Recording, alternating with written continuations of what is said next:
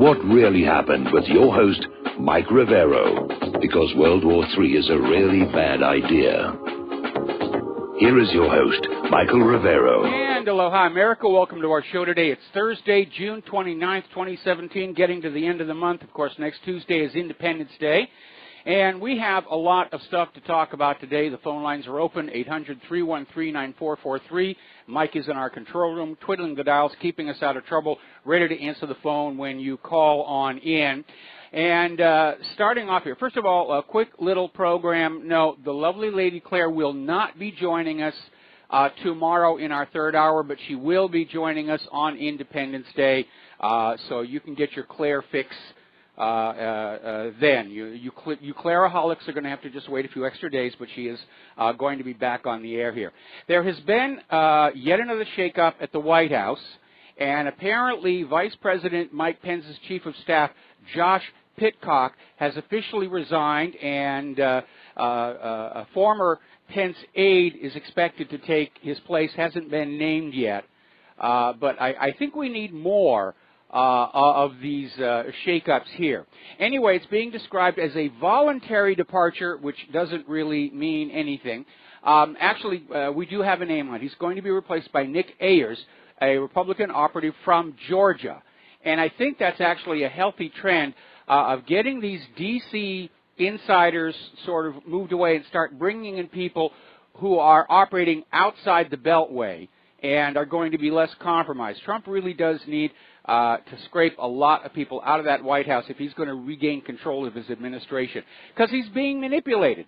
McMaster's is admitting they're feeding him bogus information. Harry Reid, during the early weeks of the presidency, was out there saying that we should just give Trump fake briefings and he'll do what we want. And Donald Trump really doesn't need that kind of complication in an already difficult, complex job. Now, as you know, Debbie Wasserman Schultz is up for re-election, and she is being opposed by Tim Canova. He's a Democratic law professor, and he's challenging Representative Debbie Wasserman Schultz for her congressional seat next year. And one of his big campaign issues is it is time to look more closely at the murder of Seth Rich. Obviously, that's a topic that Debbie Wasserman Schultz does not want to even talk about, because the growing suspicion that it was an assassination for political reasons, for leaking the DNC emails, that's an issue that is going to work against her. So, yeah, he's doing absolutely the right thing here. Now, as you know, the corporate media, let's talk about the corporate media a little bit. The corporate media right now is dealing with several very damaging exposures of fake news. And in one example, they're responding to James O'Keefe's video about a CNN producer, John Bonifield, who basically came out and said, yeah, this Russia story is nonsense. They're doing it for ratings. They're pandering to their primarily young liberal audience. And so the Washington Post came on out with an attack ad saying that James O'Keefe fails to mention that Bonifield was located in Atlanta, not in Washington or New York, where most of the CNN coverage of national affairs are produced. And that's absolutely fake, because 2 minutes into the video, O'Keefe explicitly states that Bonifield is a producer from Atlanta, which is CNN's corporate headquarters.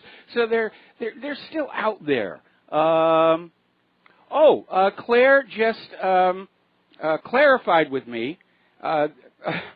Well, my goof, she will be on the show tomorrow. Apparently it's a week from tomorrow that she will have that scheduling conflict. Oh, the complex and difficult life of celebrities. So the corporate media is out there trying to deal with this, trying to go on the attack against those who are basically exposing that they are, in fact, fake news, and in the process of doing so, they're just simply coming out with more fake news. It's like they can't change their stripes, and I mentioned that before. Their business, as Mika Brzezinski actually came out and said, the job of the corporate media is to control what you think. That's what they're paid all that money for. They cannot change their business model. If they actually start reporting on the facts, their backers are going to put those checkbooks away. And they'll have to struggle along just like the independent media does. And they don't want to give up those huge paychecks and the fancy cars and the nice homes and the rest of it. So if at first you don't succeed, lie, lie again. Now, former chief of the CIA's Soviet Analyst Division, Ray McGovern, and I had the great pleasure of spending some time with him on the 10th anniversary of 9/11, is out there saying that he's simply not impressed by the Washington Post claims about the Trump-Russia election interference collusion story. Say it's just not making any sense here. And he's absolutely right. So CNN is going on the attack, and it's out there saying that calling the corporate media fake news, it's Orwellian, it's sinister, and it's all Trump's fault. He made us do fake news, or whatever it is they're saying now. They're trying to regain the high ground in this war with the independent media, but they are trapped by their business model, and that is going to ultimately be their doom. Wolf Blitzer came on out with a statement that it is potentially very dangerous for Trump to call the corporate media an enemy of the people, which sounds dangerously close to a threat to me. But anyway, apparently yesterday on CNN's The Situation Room, Wolf Blitzer was asking White House Correspondents Association President Jeff Mason that has Mason talked to Trump about just how dangerous it is to be tarnishing the corporate media. Well, if the corporate media isn't reporting the news, if the corporate media is in fact, as Mika Brzezinski said, trying to control what we think, that doesn't sound like a very friendly thing, does it? And right now, in trying to wrap us in a bubble of misinformation, that's a hostile action. I think calling the corporate media the enemy of the American people is an accurate description. And Wolf Blitz is just out there wagging his finger saying, don't you do that, don't you do that. That's dangerous for you to call the corporate media the enemy of the people. Sean Hannity, who's one of the straight shooters who still has his job on the corporate media, is out there saying, we should put CNN 6 feet underground because it has lied itself to death. And yes, it has. And there's an object lesson here. Look at all the whoppers you've been told by CNN lately. The Russia collusion, Assad gassing his own people, Saddam's nuclear weapons, and start going back and asking yourself, has CNN been doing this all along? And the answer is, yeah, sure. So, anyway. Now, over at Project Veritas, they released another video today, and this one isn't particularly damaging to the corporate media, but it is funny as all get out to watch, because James O'Keefe is standing outside Jeff Zucker's home with a microphone and a camera crew. He identifies himself as being James O'Keefe, wanting to ask Jeff Zucker about this exposure, that the story is nonsense. And Jeff Zucker has the doorman to the building block the camera crew, and Jeff and his bodyguard literally run to the limousine to get away from him. Don't even say a word. It's the funniest thing to watch. It really is. Now, on a more serious note, of course, as you know, a major bombshell came from Seymour Hersh, who's at least used to be, in the corporate media world, a well-respected veteran investigative journalist. He was the guy who exposed the My Lai massacre during the Vietnam War and the U.S. military's torture of Iraq prisoners at Abu Ghraib in 2004. This guy has broken major important stories. And, of course, his latest investigation was that Trump went ahead with that cruise missile attack into Syria in the absence of any evidence that there had been a gas attack at Idlib. In fact, the intelligence agencies were saying the Syrians bombed a weapons depot there that might have had chlorine stored there, but they didn't have sarin. And everybody knew this, and Trump went ahead with this attack, which was a clear violation of international law. Well, the corporate media at first tried to attack Seymour Hersh, but you don't go after a man with those credentials and have it stick. So now they're just trying to ignore the story with dignity. No, it didn't. We're going to report on something else. Oh, there's a fashion show over here. Let's talk about the health care debate. We're going to talk about anything at all except the fact that, once again, the U.S. government is caught lying to the American people in order to justify acts of aggression. Now, surprisingly, over at the New York Slimes, maybe, they're coming to understand that they are going to have to change their ways. And the New York Slimes has actually now admitted that the story about how 17 intelligence agencies all concluded Russia was hacking the election, it was a complete fabrication. It was a complete fabrication. So maybe the New York Times is thinking they're going to regain their readership by starting to be honest, and it's a good first step, because they're in serious financial trouble. They're having to let people go. They apparently closed a few of the floors in their signature building, and they're going to be converted to office space rentals. That's how much economic trouble they're in right now. Meanwhile, over at Slate, you have to wonder where they're getting these people or what drugs they're serving in the coffee bar, because Christina Cauterucci was out there with an article saying that women will not be equal to men until they murder more people. And then Christina went on to brand LGBT conservatives as queer villains. Direct quote. And that is really over the top there. And she's actually saying, you know, women should be murdering more. Women should be raping more. Then they'll be the equal of men. Whew. I need to have the theme from the Twilight Zone on my little sound cart machine here for stories like this. Now, Sean Spicer has come on out with a very interesting observation. And by the way, we're going to do a shout-out to our on-air affiliates. I think I missed that at the 6-minute mark, so welcome back to the network here.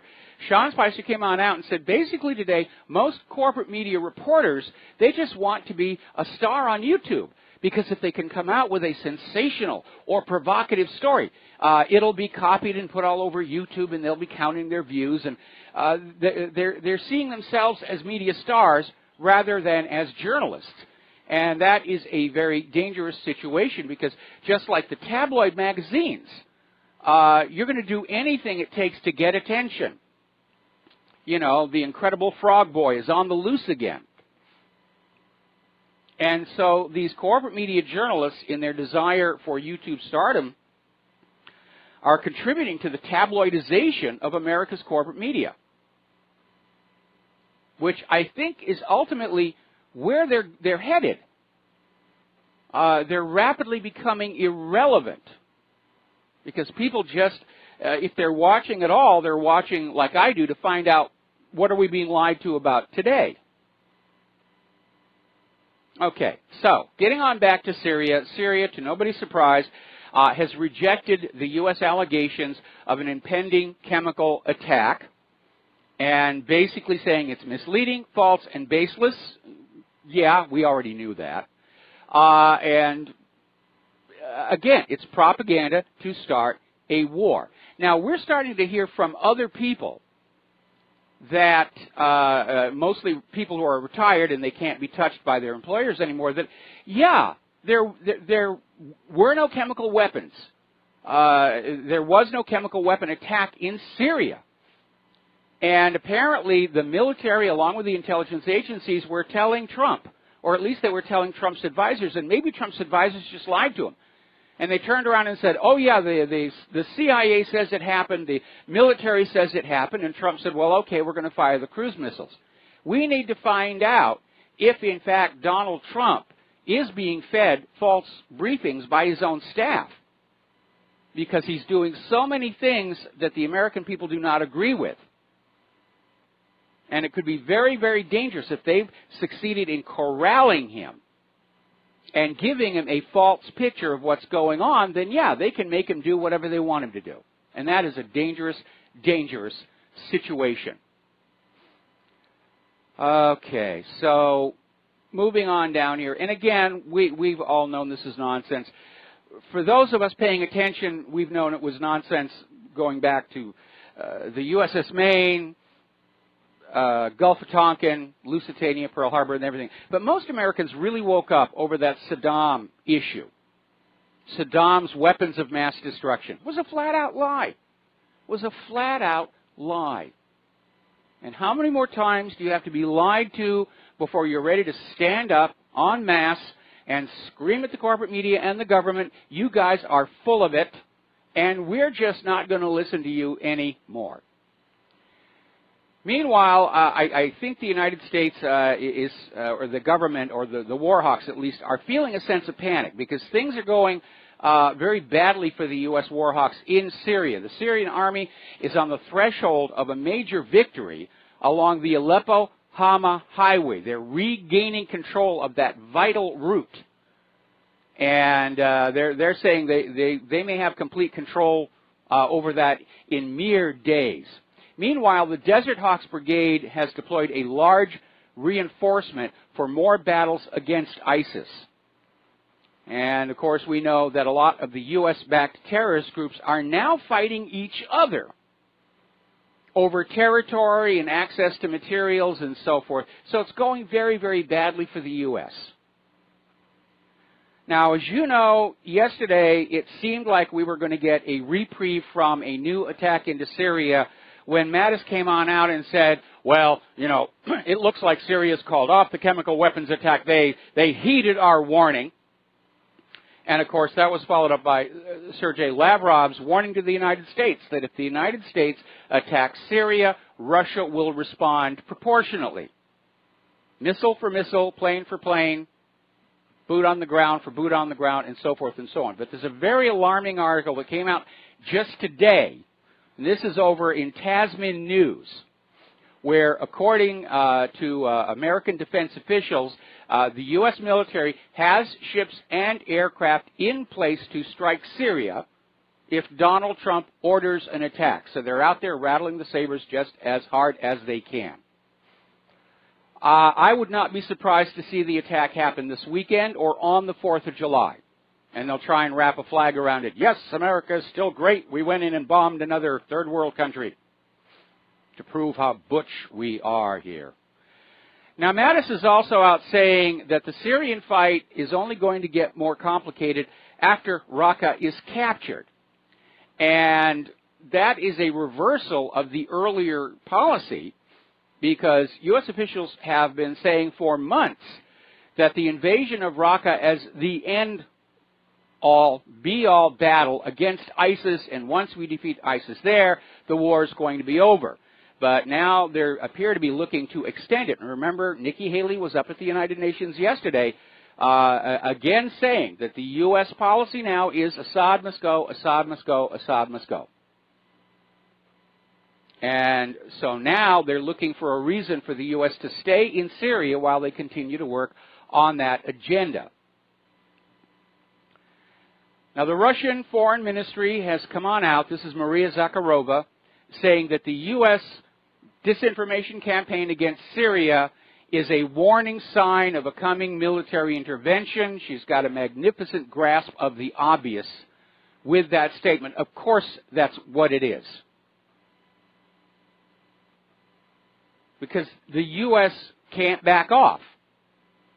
If they are kicked out of Syria and Assad remains, it will be seen as the first major military defeat for the United States since Vietnam. Now, the U.S. has lost a lot of these covert attempts at intervention, but those never make the newspaper. You don't hear about them. When the U.S. goes into a country and tries to kick out the ruler and get kicked out themselves, it somehow doesn't make the front page. We'll be back after these commercials.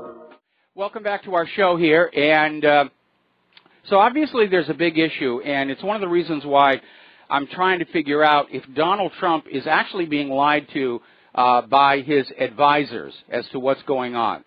Because that attack into Syria was a hideous mistake. It was hugely embarrassing because slightly more than half of those Tomahawk cruise missiles didn't even hit the base. They flew on and hit other things and killed other people.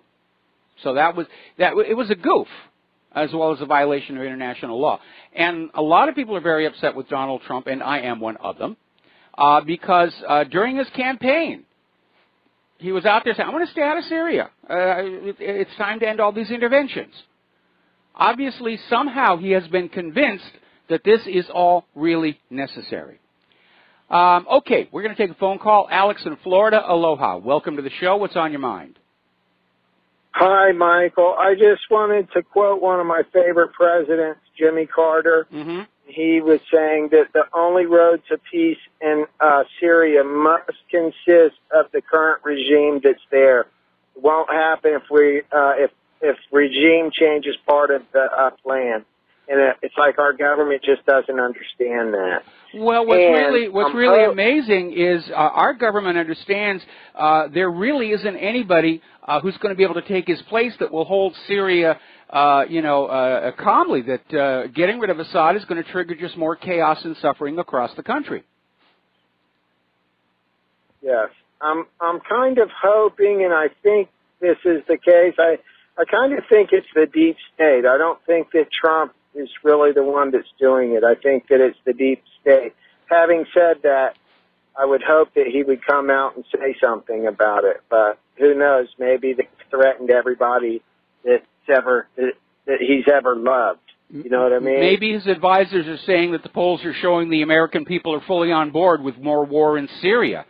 If he is being lied to, and the comments from Harry Reid and McMaster seem to imply that he is, they're going to lie to him about everything. They're going to create this complete false reality around him to steer him in the direction that they want.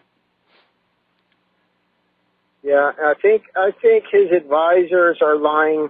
I think the people that advise on war lie about all the wars that we've ever gone into, whether it's these people or advisors from other presidencies. I think they're liars. You advised us to watch America's War on Drugs, and I watched the first part of that, and it's obvious that the United States is an evil, evil government. It's a narcocracy. The people, it's the government.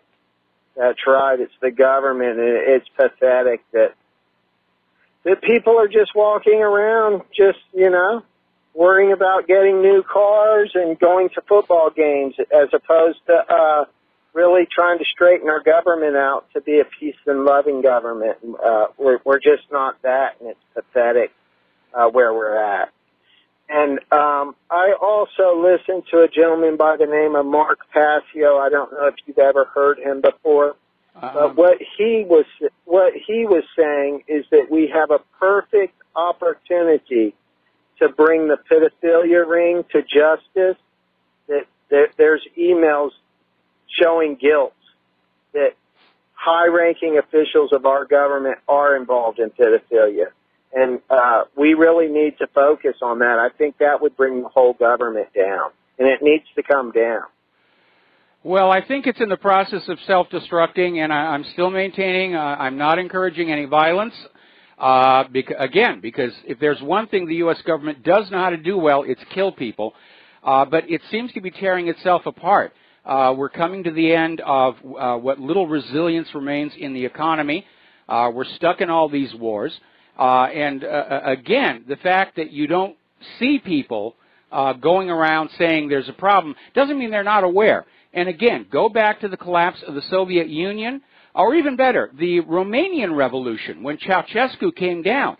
Because if you'd gone into Romania just 1 month before it happened, you would have thought everybody was happy, everybody was content, there was no hostility, but it was all there. It was just hidden from the surface. And I think the same thing is happening here. Thank you for the phone call, Alex. We're going to take a break for commercials, and we'll be right back.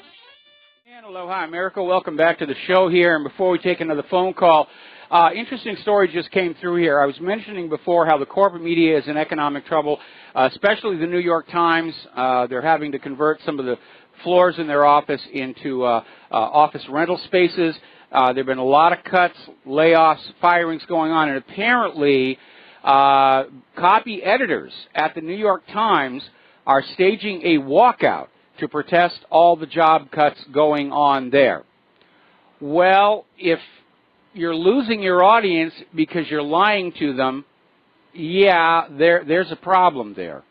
All right, we're going to go back here to the phones. Kyle in Pennsylvania, aloha. Welcome to the show. What's on your mind? We lost Kyle in Pennsylvania. All right. Okay, getting on back here. Now, Hawaii's Tulsi Gabbard, and I am rapidly falling in friendship with this lady, and she's out there. She doubts this gas attack in Idlib. She's questioning the evidence, of which there doesn't seem to really be any. So good for Tulsi on that one. Now, interestingly enough, while Nikki Haley is up at the United Nations screaming for Assad's removal, other nations in the coalition are kind of backing away from that, saying the real fight is and should be against ISIS. That's the threat. Assad isn't bothering anybody. It's ISIS. Of course, we know that the U.S. Helped create ISIS to go against Assad. But even over in France, Macron is saying, Assad's not the bad guy here. Let's pull away from this nonsense. Everybody's getting their plans together for the G20 that is coming up, and there's going to be a lot of meetings there where a lot of this stuff hopefully will get settled down, but we'll see. Once again, a mortar shell has landed in Syria's Golan Heights, hitting empty dirt, and in response, once again, Israel attacks a Syrian government position. I'm not sure if this is the fourth or fifth time this has happened in the last week, but according to this article in Sputnik News, sources within Syria are saying Israel may have a larger plan behind all of this. We know that Israel wants to grab the Golan Heights and make it part of Israel, along with all that oil and gas. But they may also be trying to engineer a buffer zone to put more distance between Israel and Hezbollah. But when you look at the military activity that Israel is carrying out against the Syrian forces, there's obviously some kind of a plan at work there. And again, if Israel's going to do something dramatic, and they've been bombing Gaza again, we can expect to see something major on the 4th of July when we're all distracted.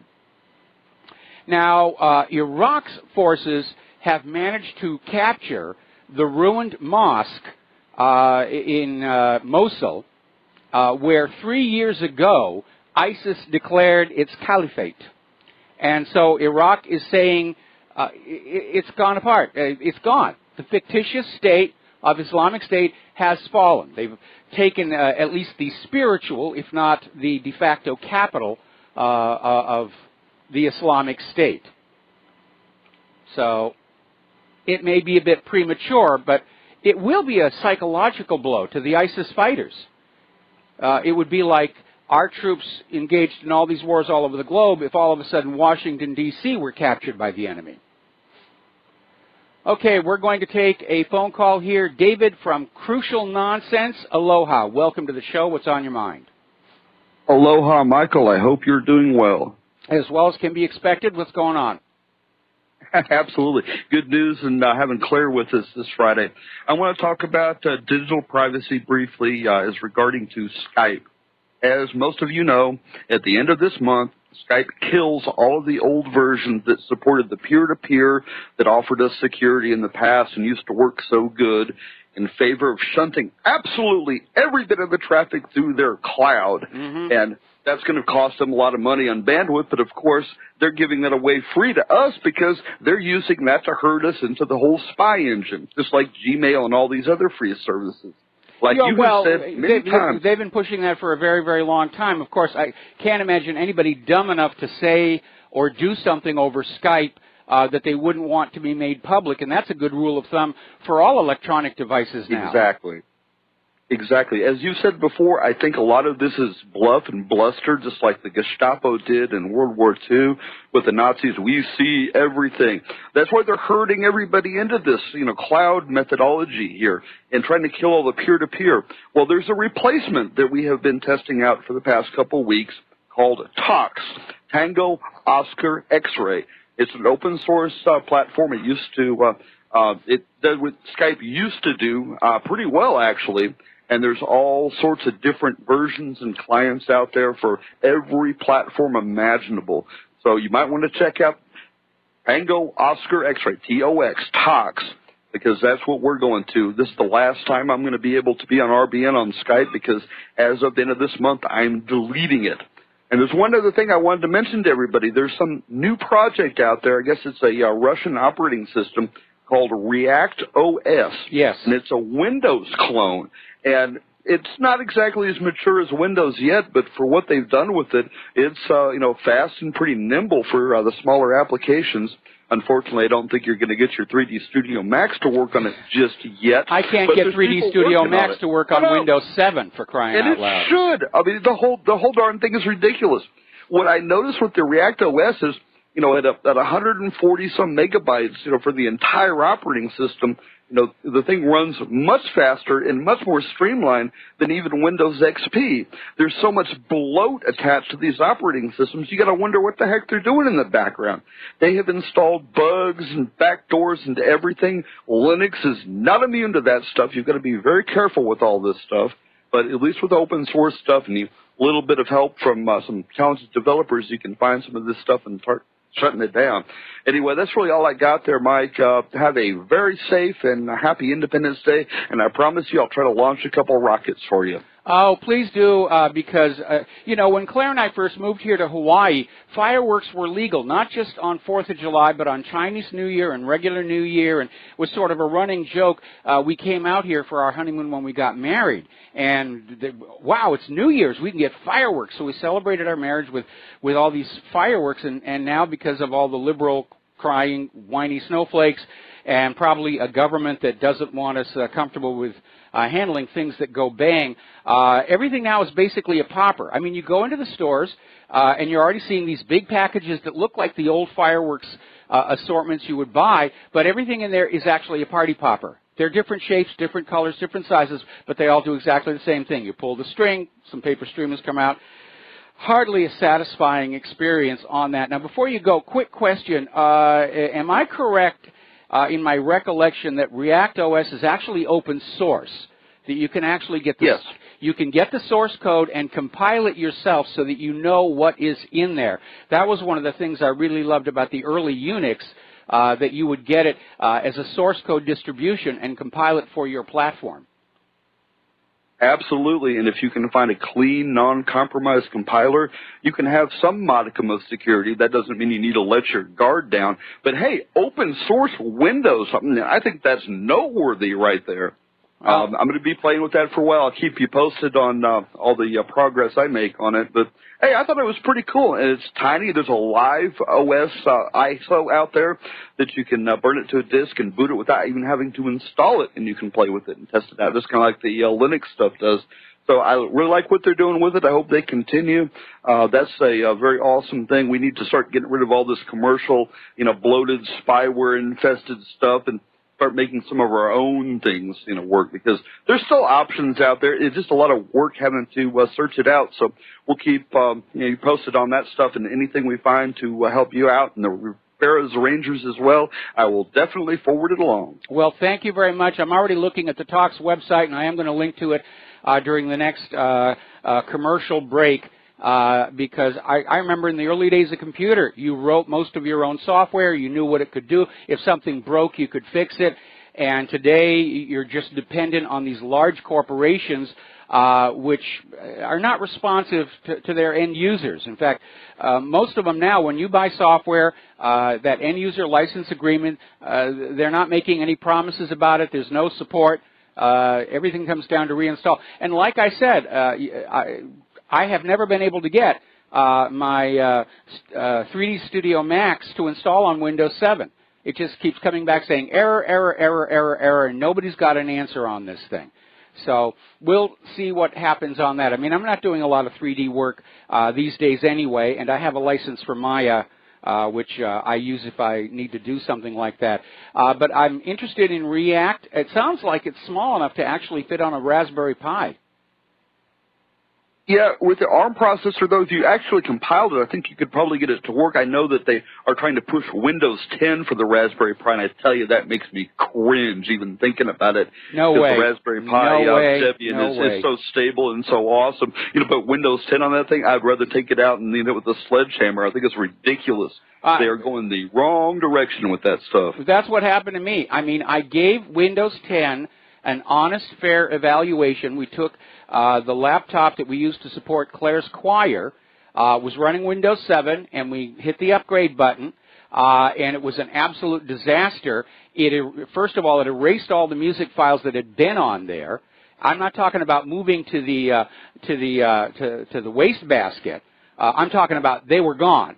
And it kept trying to force me to change my password to my Microsoft account. That's stupid. Anybody who knows your Microsoft account information, they've got half the login information. And it was just a terrible operating. And unfortunately, the rollback button didn't really work all the way. And when we got it back to Windows 7, it was just, nothing was working. I literally threw the physical machine away. It was just that unsalvageable at that point. And that's sad. Yeah. Good PTSD on the computer from having Windows 10 anywhere near it. That's kind of ridiculous.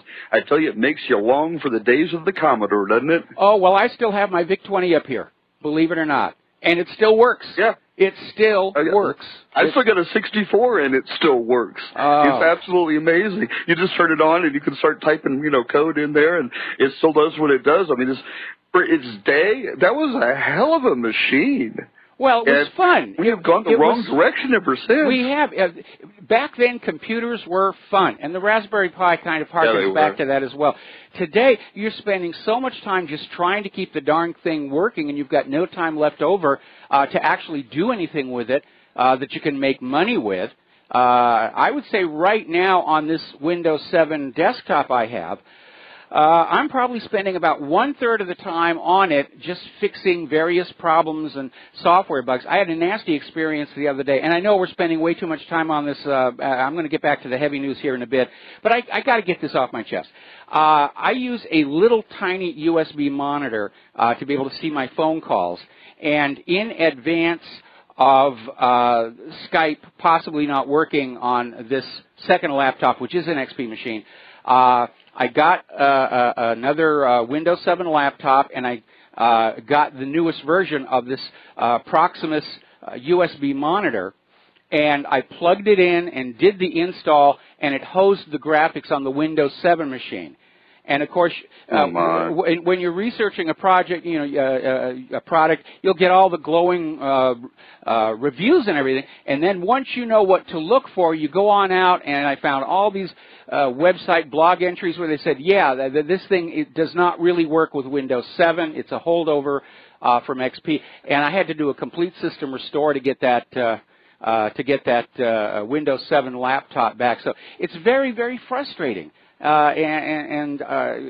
These large computer corporations like Microsoft, they don't care because they feel you don't really have a choice. Well, guess what? We are building those choices. Going to open source, going to React. I'll trust an operating system from Russia before I trust anything that comes out of the United States. We know they're all compromised. Anyway, listen, David, we have walked down the path of nostalgia way too long on this thing.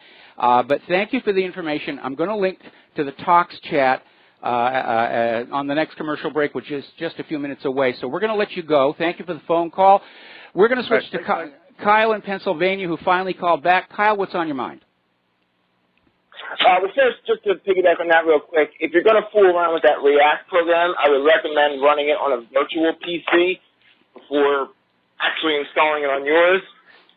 But other than that, do with it as you may. I don't know enough about it. Well, I'm probably going to get, the bootable image on a CD, DVD, whatever it fits on, and I do run virtual machines on this desktop for things like Linux and XP, although now I'm doing most of my Linux on the Raspberry Pi. Well, so the reason why I called, a lot of times, I'm going to be honest with you, I think you're a little bit alarmist as far as the Russia stuff goes, but I think you're absolutely spot on. The fact that they're out there saying if there's an attack, Haley Barber, you don't have to say if there's an attack, we will, respond. That's just begging the rebels to go out there and shoot up somebody and say it was a Russian. You don't show your hand like that. Moreover, I think there's also going to be a false flag against the mainstream media, violence. I've seen about 4 or 5 outlets today already claiming, don't you think this rhetoric is going to lead to some sort of violence against the mainstream media? And I think that that's really the only play that they have left. It may well be. It may well be at all. Let's see. Well, okay. Yeah, you're right. They may try and play for sympathy that way. I frankly don't think it's going to work. And that's because people just aren't paying attention to it any longer. But yeah, what Wolf Blitzer was out there, it sounded, he was right on the borderline of a threat that Trump shouldn't be disparaging the corporate media as fake news. And by the way, apparently in his speech today, his presentation, he was introducing his nominee for the head of the FBI. He did call CNN fake news again, so he's not backing down on that one. You can't do it. I'm so sick of these fainting Victorian mainstream media where they can attack anybody else as much as they want, but as soon as someone fires back, they act, oh, you can't do that. You're destroying a national treasure. Come on, man. Project Veritas should be up for the Pulitzer Prize. I agree. It's unbelievable. I agree. Anyway, we got to let you go. Project Veritas. I got to let you go. We got to take a break for commercials. I'm going to post this thing about Talks, the alternative to Skype, and we'll be right back. It would help if I turn up the volume here. Welcome back to the show, and getting on back to the war zones. Apparently, Turkish armed forces have entered Syria's Idlib, and this was reported yesterday. And apparently Turkey is creating a military base in the city. Now, I'm sure that Syria is not going to be very happy about this. It's also reported the Turkish armed forces, together with the Russian armed forces, will ensure security in the Syrian city. Okay, so maybe they're going to cooperate a little bit here. And this gets on back to this announcement coming out of Iraq, where they've recaptured that ruined mosque that is the spiritual center of Islamic State, and are now saying Islamic State does not exist anymore. And it's more symbolic than anything else. But it will create a huge morale problem, I'm sure. And they're already dealing with a morale problem. Like I said, we're getting reports that a lot of these U.S.-backed terrorist groups in Syria are actually fighting each other rather than the Syrian forces. So it is really a serious mess down there. Now, apparently, the ascension of Crown Prince bin Salman is not going along as smoothly as you might think.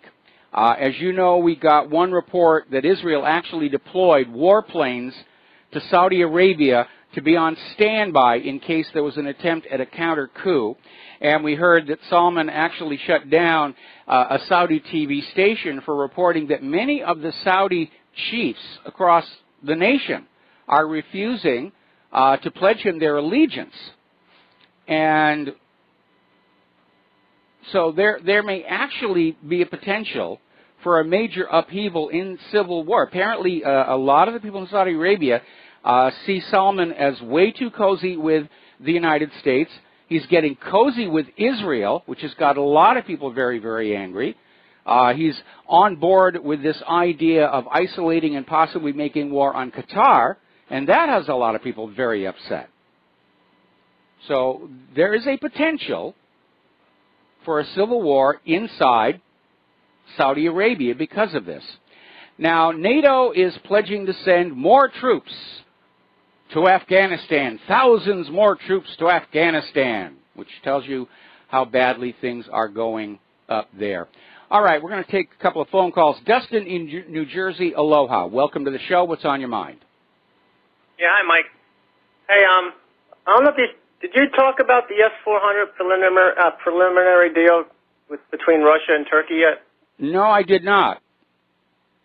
Yeah, there's a preliminary deal where they're going to supply the S-400s to the Turkish military, which means the S-500 should be coming out sooner rather than later, I'd say at this point. Yeah, it's a pretty big, I think that's a big story. That tells you right there with Germany leaving the Incirlik Air Base and, the U.S., part of that neoliberal Marxist empire, is losing influence, and you can see it all over the place now. Yeah, Turkey's pivoting to Russia, and that botched coup d'etat against Erdogan certainly did not help matters.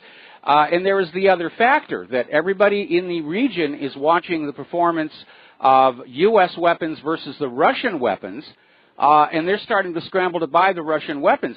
And like I said, one of the reasons that Donald Trump's cruise missile attack on that Syrian air base was a major goof-up was that more than half of those missiles missed the target. And those missiles that actually hit the airfield didn't hit anything important. And so people are looking at that, and they're getting concerned, especially those people who have already invested a huge amount of money in this weapon. Anyway, listen, do you have anything more, Dustin? Oh, no, that's it. Thanks, Mike. All right, we're going to take a break for station identification. We'll be right back. And aloha, America. Welcome back to our show, hour number 2. The phone lines are open, 800-313-9443, and we're going to take a phone call now. Errol in the Netherlands, aloha. Welcome back to the show. What is on your mind today? On my mind is the deep water horizon. Really? And also, yes, and also some people, I listen to your show, almost every day, and I heard some people saying, there are 600 years of oil that are in America, and we can get it.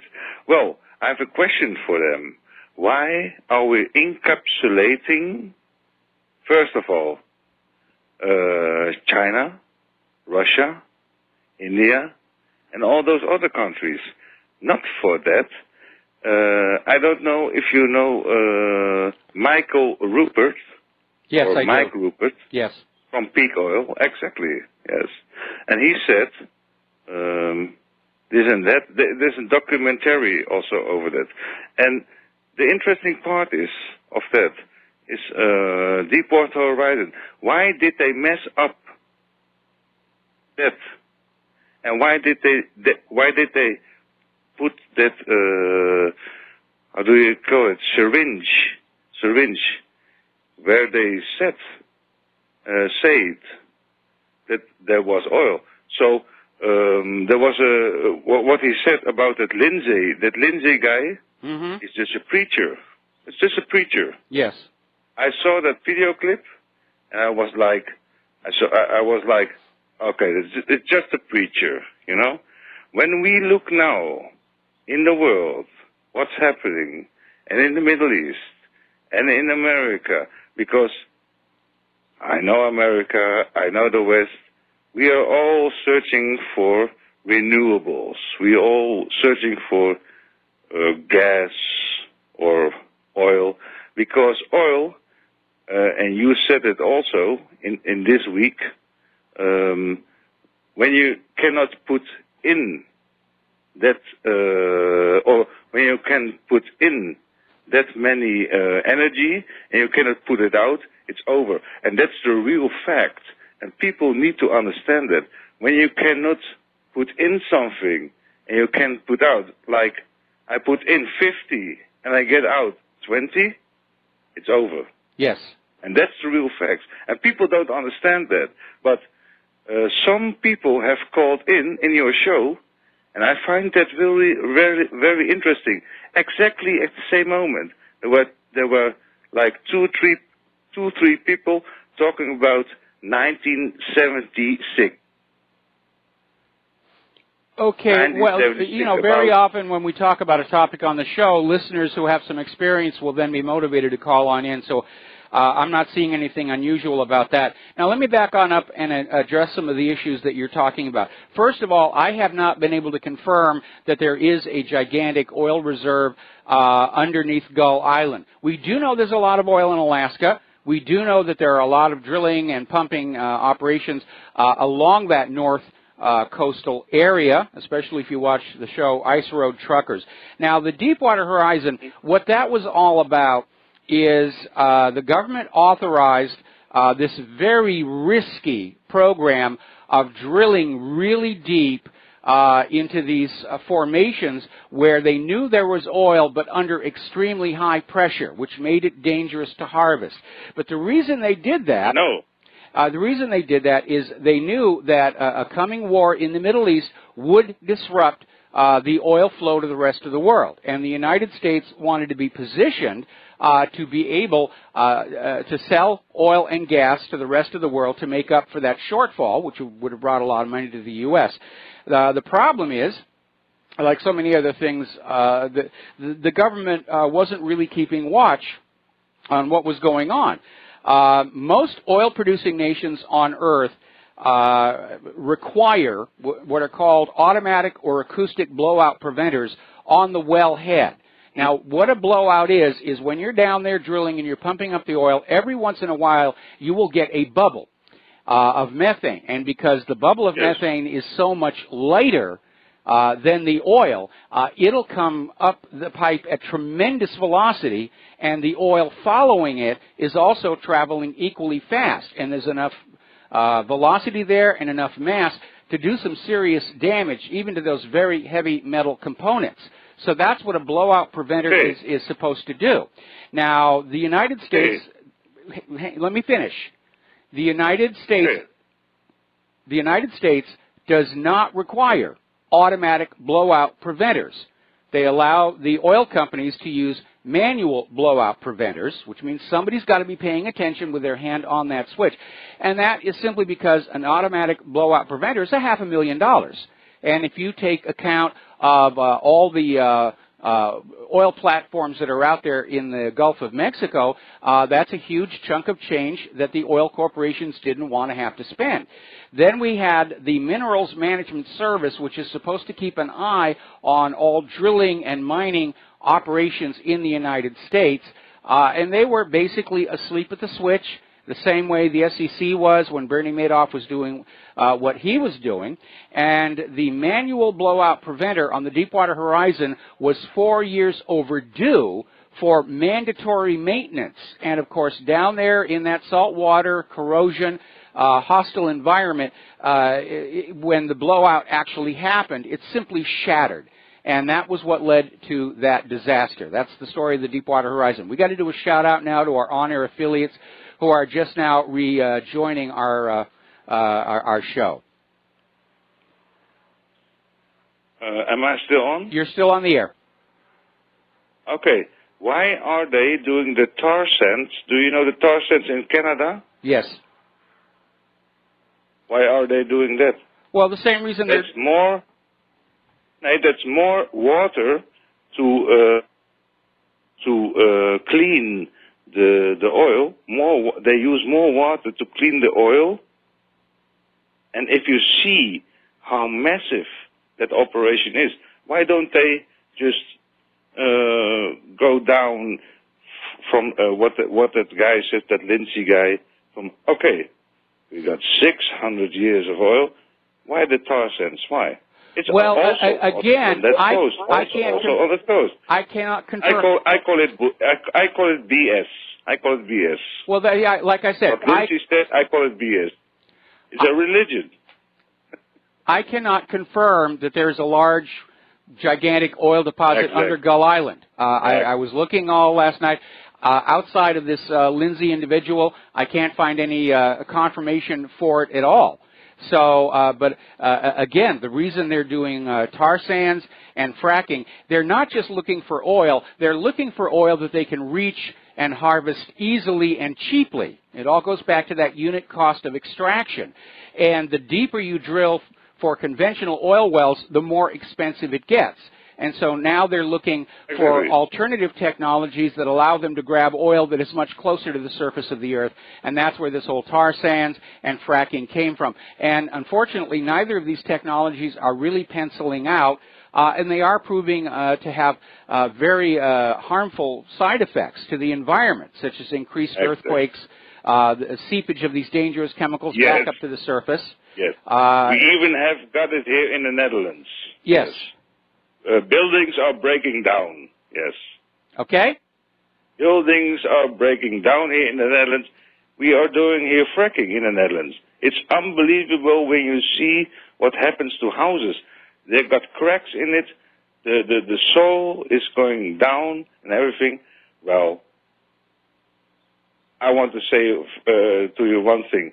We have already, and we know the technology, we have already technology, and it is unlimited energy technology, but they don't want it for the people, because when the people know how they get the technology, then it's game over for them. And that is the trick. They want control. It's all about control. Well, it's all about profit. It's all about profitability. It's all about profitability. Exactly. Okay. Exactly. Profitability. Errol, Yes. Errol, my turn. Okay. Okay. The oil corporations have invested a huge amount of money in the oil infrastructure, the wells, the pipelines, the refineries. They don't want to just shut it all down and turn it off. They want to keep it running, to keep making money off of the existing infrastructure. When they finally reach a point where they literally cannot find the raw petroleum to feed into that infrastructure, at that point, these alternative technologies will be made available for a small fee. And we will move our technological society forward. But they're not going to give up the oil economy until the oil really does run out. Exactly. Thank you for my call, Mike. All right, thank you. We're going to let you go here. Getting on back to the news here. John McCain is out there flapping his gums about Russia. The Russia threat is dead serious. And so he was out there writing this editorial over at USA Today. And again, repeating the same lies about how Russia invaded Georgia in 2008, invaded Ukraine in 2014, Russia attacked America's 2016 election, attempted to interfere in France's 2017 election, and all of those have already been refuted, but he's still out there lying. And he's trying to lay Montenegro, where there was a coup and murder plot, he's trying to lay that at Russia's feet. So, John, if you really feel that way, here's your rifle. Have fun. We'll call Vladimir Putin and tell him you're on your way. But Russia is now basically acknowledging they understand that part of the U.S. plan for global hegemonic domination is the U.S. is seeking regime change in Russia. And apparently there is a report out of the Pentagon's intelligence arm, the Defense Intelligence Agency, and it portrays Russia as increasingly wary of the United States. And it tries to make it look like Russia is being unreasonable because Moscow distrusts the U.S. efforts to promote democracy around the world. Well, I'm sorry, we keep hearing that we're bringing democracy to the rest of the world. It hasn't happened. In all of the interventions since the end of World War II, we're always told we're bringing democracy to these people, and what do they get? They get the Shah of Iran, dictator. They get Pinochet, dictator. They get all of these dictators, and they may have staged elections to make it look like it's legitimate. Remember when they put in Poroshenko, and then they quickly had an election that Poroshenko won because he was basically the only one practically running at all. It's not a real democracy when they do that, but that's their excuse. The fact is, in all these U.S. interventions, none of them have brought democracy to these countries. In fact, in many cases, such as Iran in 1953 and Chile in 1973, a true functioning democracy was brought down. So that's the reality here. But they're still out here with the same propaganda and apparently still think you're dumb enough to believe it here. Now, there's an interesting analysis over here in Blacklisted News that a possible U.S. false flag in Syria may be designed to prevent Trump from meeting Vladimir Putin at the G20 by creating this hostile climate. Well, we're now at war. I'm not going to talk to you. And I certainly hope it does not work. I think Trump needs to meet Putin, and I think Putin, who is a statesman, will have an opportunity to tell Trump, your problem is not Russia, your problem is not Syria, your problem is you're being lied to by your own people, who all have huge investments in defense contractors, or they've allegiance to Israel, and maybe try and talk some common sense into him. But we already learned that many of the people in the Trump administration, they're trying to poison Trump against Putin ahead of time. They don't want them to meet. They don't want them to talk. They're apparently very scared of that. Now, as I mentioned earlier, there's one aspect coming out of the Syria war that may have caught America's defense industry by surprise. And that is that everybody is getting a chance to see how America's weapons really work in real conflict versus Russia's. Now, here in the United States, the defense contractors will set up all these demonstrations and all these tests, and very often they're rigged. They'll put homing beacons on the target or all kinds of nonsense like that. And again, I refer you back to the book and the movie, The Pentagon Wars. It's a wonderful, wonderful film, and I understand it is out there on the internet someplace, where the tests get rigged to make a weapon look like it's really wonderful when it is a piece of junk. And when you actually get into a conflict and you see how well it performs, how long it lasts before it breaks down, and like I said, one of the biggest blunders Donald Trump has made is that cruise missile attack onto that Syrian air base, where they launched 60 cruise missiles. One of them apparently barely cleared the launch tube before it went in the ocean. And of the remaining 59, most of them missed the target. And everybody on Earth who's got a checkbook out looking to buy weapons saw that. And so demand for Russian warships, other weapons, is skyrocketing right now. Because people are aware that these are weapons that may actually have to be used. They're not just going to go down the main street on a parade on holidays and say, look how butch we are, we've got this, we got a tank, and we got rockets, and it all looks very pretty. One thing about a real war is it very quickly weeds out the flakes and the frauds. Harry Truman had to do that going into World War II. That's how he became famous and popular with the American people. Because he was going around to these military contractors, and he was basically kicking butt, saying, if you are not delivering, you are not getting paid. So, okay. As I mentioned before, one of the reasons Crown Prince bin Salman is starting to feel some opposition against his accession to the throne is that Saudi Arabia, and along with that the United Arab Emirates, they're boycotting Qatar, and they're getting all close and buddy-buddy with Israel. And everybody's wondering what the heck is going on behind the scenes.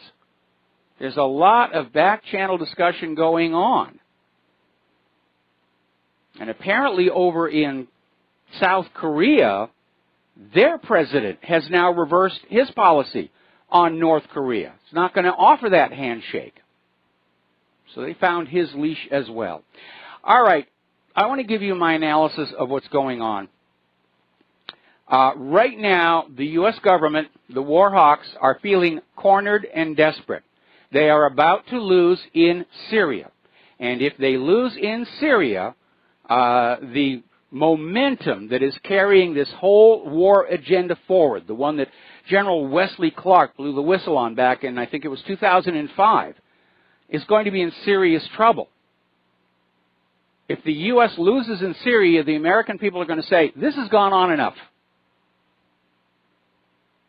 And right now, the wars are an economically losing proposition. There's no back-end profit at this point, other than for the heroin dealers. They're spending trillions of dollars on all of these conflicts in all of these countries. They're stuck in these quagmires. It has turned into a war of attrition in many of these countries, the same thing that brought the U.S. down in Vietnam. And by the way, years ago when the U.S. was starting this campaign of aggression, Putin came out and said, if the U.S. starts invading countries, we'll drag them into a war of attrition, just like Vietnam, and they will lose again. And that seems to be what's happening. So they can't quit the war policy and turn around because the economy will collapse. Everybody's been loaning them money and buying on into all of this war effort in the expectation of an eventual victory and the spoils, which are many and varied. First and foremost, the destruction of the ruble and the yuan to allow the U.S. paper dollar to regain global hegemonic domination. That is now in doubt. And so the U.S. can't quit. They're feeling cornered and desperate people do very desperate things, which is why I'm concerned about the immediate future. More false flags. We'll be right back. Aloha, America. Welcome back to the show. So the question that we have to look at is, the U.S. government is cornered. They're not winning in Syria. Russia is basically holding them in check in Syria, but being held in check does not work for the U.S. government agenda. So are they going to go after Assad with a decapitation strike? Or are they going to go ahead and force a confrontation directly with Russia? And how are they going to make it look like this is all Russia's fault? Now, obviously, we're seeing John McCain is still out there pushing the line that Russia's bad, Russia's evil, Russia does terrible things, Vladimir Putin passes wind in the elevators of the Kremlin, and so forth and so on. But I imagine right now they're in a state of panic. This war, these wars, plural, have gone on far longer and cost far more than was originally planned.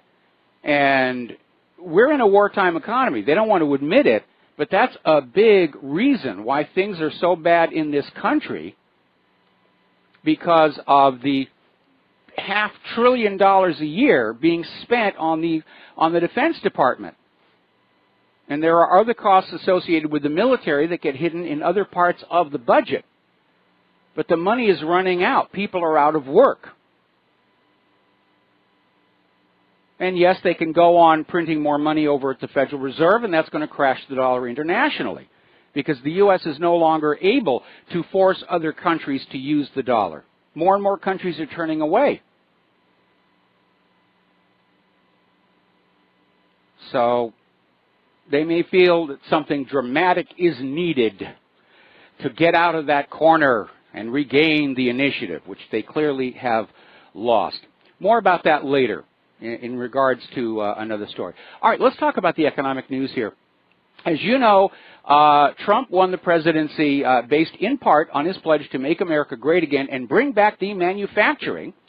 And now, according to CNBC, BMW, one of the largest car manufacturers in Germany, is going to go invest in Trump's America.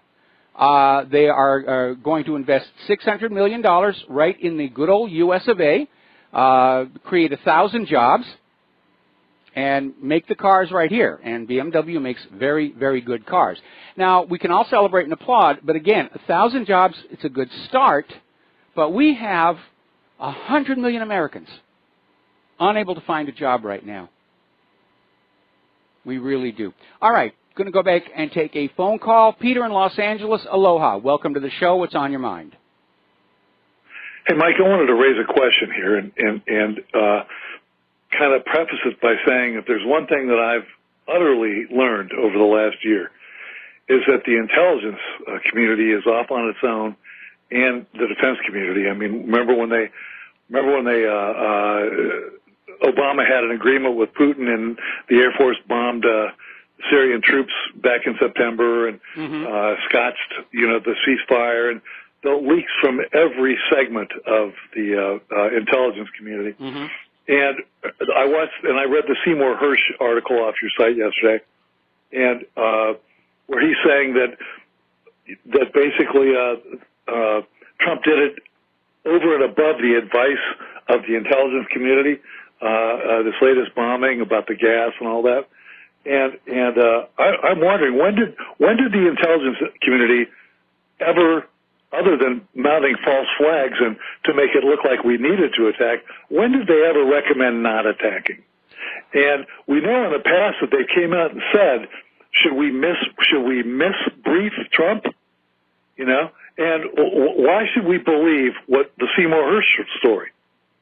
I'm not saying that Trump may be as culpable as Hersh says, but why would we? Isn't it a departure for the intelligence community and defense community to come out and say that they recommended against doing anything in Syria? Well, certainly the Defense Department is always in favor of another war because war means more money. It means more rapid promotion and advancement, more toys to play with. I think there have been recent exceptions to that. Mattis is saying we shouldn't go into North Korea, and that seems like a much more honest and objective assessment of what's going on over there. Peter, can you stay on the line? Because I want to come back and talk to this issue. We got to take a break for commercials. We'll be right back after these few words. Aloha, America. Welcome back to the show here. We're talking with Peter in Los Angeles. And adversity between the intelligence agencies and the military and the president is nothing new. Certainly that was the case with President John F. Kennedy. And even before the assassination, the defense chiefs who were there trying to escalate the war in Vietnam were feeding McNamara false information so that McNamara in turn would feed that information to the president and basically an attempt to maneuver him. Very often the military will try and change policy. We all know that Khrushchev and Kennedy were working to sort of defuse the Cold War tensions, but of course the Pentagon loved the Cold War, the defense industries loved the Cold War, and it all sort of fell apart when Francis Gary Powers U-2 was shot down over Russia, which had the Russian hardliners saying, see, you can't trust the U.S., you can't trust the U.S., and there were rumors, not able to confirm, that somebody had actually sabotaged Francis Gary Powers U-2 so that it would have to come down to a lower altitude where the Russian missiles could, in fact, take it down. And it was a big, ugly stink. Even all the way back at the first days of the CIA, politicians like Harry Truman admitted it had this danger to just go rogue and go out of control, but there it was considered a necessary evil. Today, I think it is simply evil. Well, Mike, for the sake of argument, let's say, I mean, by the way, it's pretty clear that last sarin attack or whatever it was not what it was said to be, and it looks like, we ginned that up as well. And now they're saying actually, I think they took advantage of just something that happened, because apparently there was a weapon depot in Idlib that was bombed by the Syrian forces, and it caused some collateral damage. And somebody said, well, we can claim it's another gas attack, and they just sort of moved on it. In any event, it was mischaracterized by the media and by the intelligence community as well. But not by the intelligence community. The media certainly did. But we've got all these people within the military intelligence community saying, no, we knew at the time there was no evidence of sarin. I'm not sure where we separate the media from the intelligence community, Mike. But let's say, for the sake of argument, that the Hersh story was correct. That, well, let me just make my opinion here. If we know that they're trying to undercut Trump at every turn. Yes. And so if they come out and delegitimize what he did last time, and say, well, we came out and we let everybody know that we were against it. The next time, when they really need to have that, and Trump goes ahead and attacks or whatever, they can come out and say, well, we really need it this time. Or, it's just, the bottom line is you can't trust a freaking thing that these guys say. And you're absolutely right. And you're not going to get an argument from me on that. That's the reason I'm doing what I'm doing here, is because everything coming out of the government and the intelligence agency and the corporate media is a lie. The real danger is, are they lying to the president? And that seems to be an aspect that Hersh didn't really give consideration to when he wrote his article. Yeah, he could be getting used just like the rest of us, It's just, we just don't know. And that's the problem. It is a completely evil agency, as you said, the whole community. And if we can't have trust from what the president says and trust from how he's being advised for the people's good, then these these things need to be abolished, really. I agree. So, I agree. You know, but doesn't it strike you funny, Mike, that they would, when have they ever backed up Trump? They're consistent in even this story in not backing Trump up, but also, what's inconsistent is they're always in favor of strikes or interventions or what have you. Just about always in my lifetime. Yeah, but it's tempered by the reality that the American people need to believe that this is the right thing to do. The Defense Department, the Pentagon can't just go off and start dropping bombs on people in other countries without the American people saying, wait a minute, what's going on here? And so anybody who is planning these military operations, they're having to say, we have to come up with something where the American people think this is right and just to do. The Iraqis are stealing incubators from Kuwait and leaving the babies on the floor. Saddam has weapons of mass destruction, so forth and so on.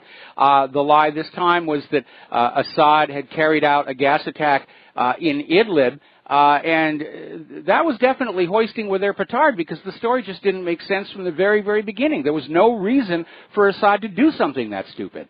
And there certainly isn't a reason for him to do it now. Yeah, Mike, if we just what we need to do is completely disengage. I'm looking at Fox News. I'm looking at Fox News, and the lower banner is saying military option for North Korea being prepared for Trump. That's right. Boy, I'm sure glad I'm too old to be drafted. Yeah, me too. Just wanted to raise that point, Mike. That let me go read that Fox stuff and listen to you at the same time. Okay, well, thank you very much for the phone call, and I think it's important to remember we're not dealing with a monolithic governmental structure. We're dealing with all these little tiny factions fighting each other. In fact, I'd have to characterize the entire U.S. government right now as severely factionalized and even fragmented, and it's almost on the verge of not being able to function at all. Getting on back to the world of corporate media, apparently Greta Van Susteren is now out at MSNBC after being there for just 6 months. And we're not getting the reason why she is out. They're making all the polite noises about how she's one of the few broadcasters who can say they've hosted shows on all 3 major cable news networks. But again, more shakeups in the corporate media there. All right, we're going to take another phone call. Tony in Puerto Rico, aloha. Welcome to the show. What's on your mind? Yeah, aloha, Mike. How you doing? Listen, Mike. I just want to change the comment. I'm going to make a comment, change the subject a little bit. Remember that series in HBO, Boardwalk Empire? I never really watched that. Well, anyway, they show a part where Warren Harding had a illegitimate daughter, illegitimate child. Yes. Now, besides Thomas Jefferson, in your knowledge, what other presidents ever had illegitimate children? Well, Bill Clinton had at least one, little Danny. It's not exactly something I've kept a list of, to be very honest, because I don't believe in embarrassing and humiliating the children. My attitude is very much hands-off. It's not their fault, what happened. So I tend not to make a big issue about that. Now that Chelsea Clinton, of course, is becoming a public figure herself, and certainly during the campaign, it was fodder, and a lot of people did talk about how Danny was sort of technically her half-half brother, and meanwhile, of course, the fact that Chelsea Clinton appears to have been the daughter of Webster Hubbell. And if you read some of the stories about what was going on back in the Arkansas days, it was a wild town. And apparently the Rose Law Firm actually had their own little mountain cabin so that people could sort of get away and have moments of privacy and do things that are best not done in the eyes of the public. Yeah, but what about LBJ? No idea. No idea. Okay. All right. Thank you, Mike. All right. Thanks an awful lot. We're going to let you go. Yeah, it's not exactly something I spend a lot of time on here. Now, we're getting on back to the economic news. And at this point, it looks like Illinois is about to default on their mountain of debt. People are asking, will they ever be able to pay their debts? Will they even be able to pay simply the overdue bills? And they're asking, is it possible for a state to go bankrupt? And yes, it is. Several states declared bankruptcy during the Depression of the 1930s. But it's definitely a train wreck, and they are not the only ones. Over in Detroit, they're in serious problems, and a big part of it has to do with the loss of the auto industry. But they have another problem, and that is that decades of systemic political corruption have caught up with them. Because corruption obviously has a cash cost that goes along with it. We're going to go back to the phones here. Mike in Alaska, welcome to the show. What's on your mind? Yeah, hi, Mike. I want to talk about that fire in London. Yeah. That block tower. The Grenfell Tower. I've been meaning to call in about it. Something struck me with that was, it is a tragedy, but it happened about the same time they had that gas incident in New York. I don't know, that it kind of got dwarfed by the London news, but there was some sort of a leak, and a bunch of people got hurt pretty bad by some carbon monoxide or whatever. And the commonality between the two incidences, when I looked at the different articles, was there's a lot of these housing blocks and areas in large cities. We could be talking about L.A., yes, New York, London, whatever, where the people inside the towers, now, of course, it's a tragedy and we don't want anyone to die, but they cannot communicate their needs to the local community because it's literally a Tower of Babel. That's what, I know you're not a biblical guy, but that's what it looked like to me. As I read these articles, it kept talking about people inside the buildings who either couldn't speak English or who the people that were in charge of maintaining these buildings and checking on them didn't want to go into the building for whatever reason.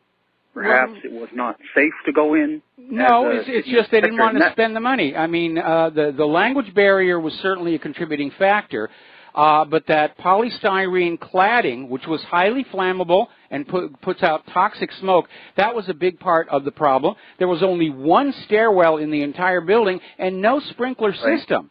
It is a classic cascade of minor events that lead to disaster.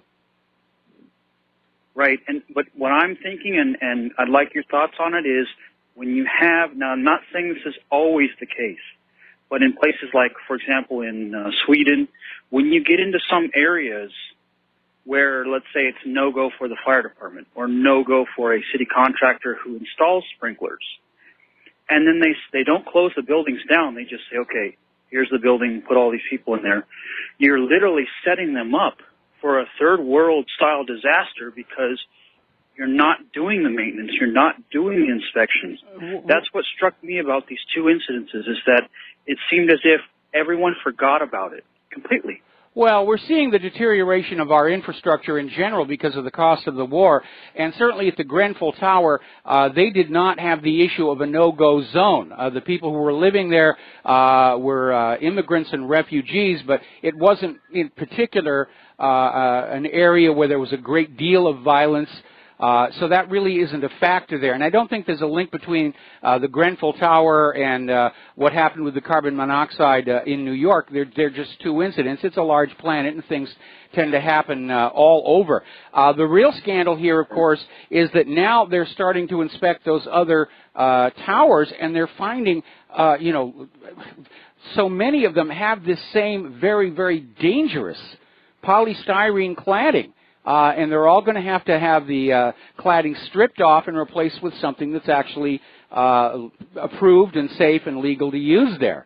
Now, when the Grenfell Tower first happened, they tried to sort of explain it away by saying, well, this kind of cladding is legal in Great Britain. It's actually banned in a lot of other countries, including here in the U.S.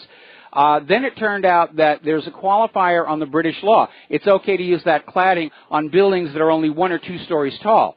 It is banned for tall buildings which is where it was used. And somebody somewhere made the decision to use this less expensive but illegal cladding on these buildings, and that's the person who really is going to get the blame for this. Mike, as far as the war stuff with North Korea and Syria, I think that maybe I'm just an optimist, but I do think that we're at an end of an era as far as some of the interventions. I think that the people are waking up as far as information, internet, and what they can read about these things. The rate at which the false information can be dispelled is so quick now.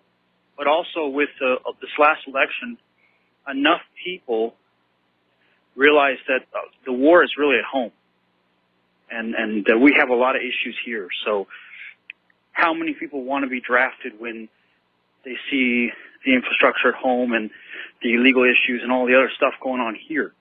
Well, they're not going to want to be drafted anyway. I remember all the protests about that in Vietnam, and I think the only reason they have not activated the draft now is they understand it will provoke massive opposition from the American people. Now, our government, the U.S. government, it's not my government anymore, the U.S. government may just decide they're just going to go ahead with the wars anyway and not really give a care about the public response here. But again, if your civil population does not believe in the moral rightness and the necessity of the war, they're not going to want to bear the burdens that war brings, even to the victorious side, and certainly not to the losing side as well. So this is a bad recipe moving forward on these wars. There's enough people that are in my age group that see how people who went to Iraq and Afghanistan were treated, which is worse than illegal immigrants, or I guess you could say how the illegal immigrants were treated better than them. Mm-hmm. So, you know, if I was being forced in and I was at the recruiting station, or I was being put on a bus and I was just talking like this, yeah, they probably smack me a few times to get me to stop, but it's like a little satellite going around the earth. If you keep pointing out these inconvenient truths, the real ones, not the Al Gore ones, and just say, you know, why am I going to do, you know, why? And, you know, point out, so will I be treated like this when I get back? And, you know, what will the town look like when I get back?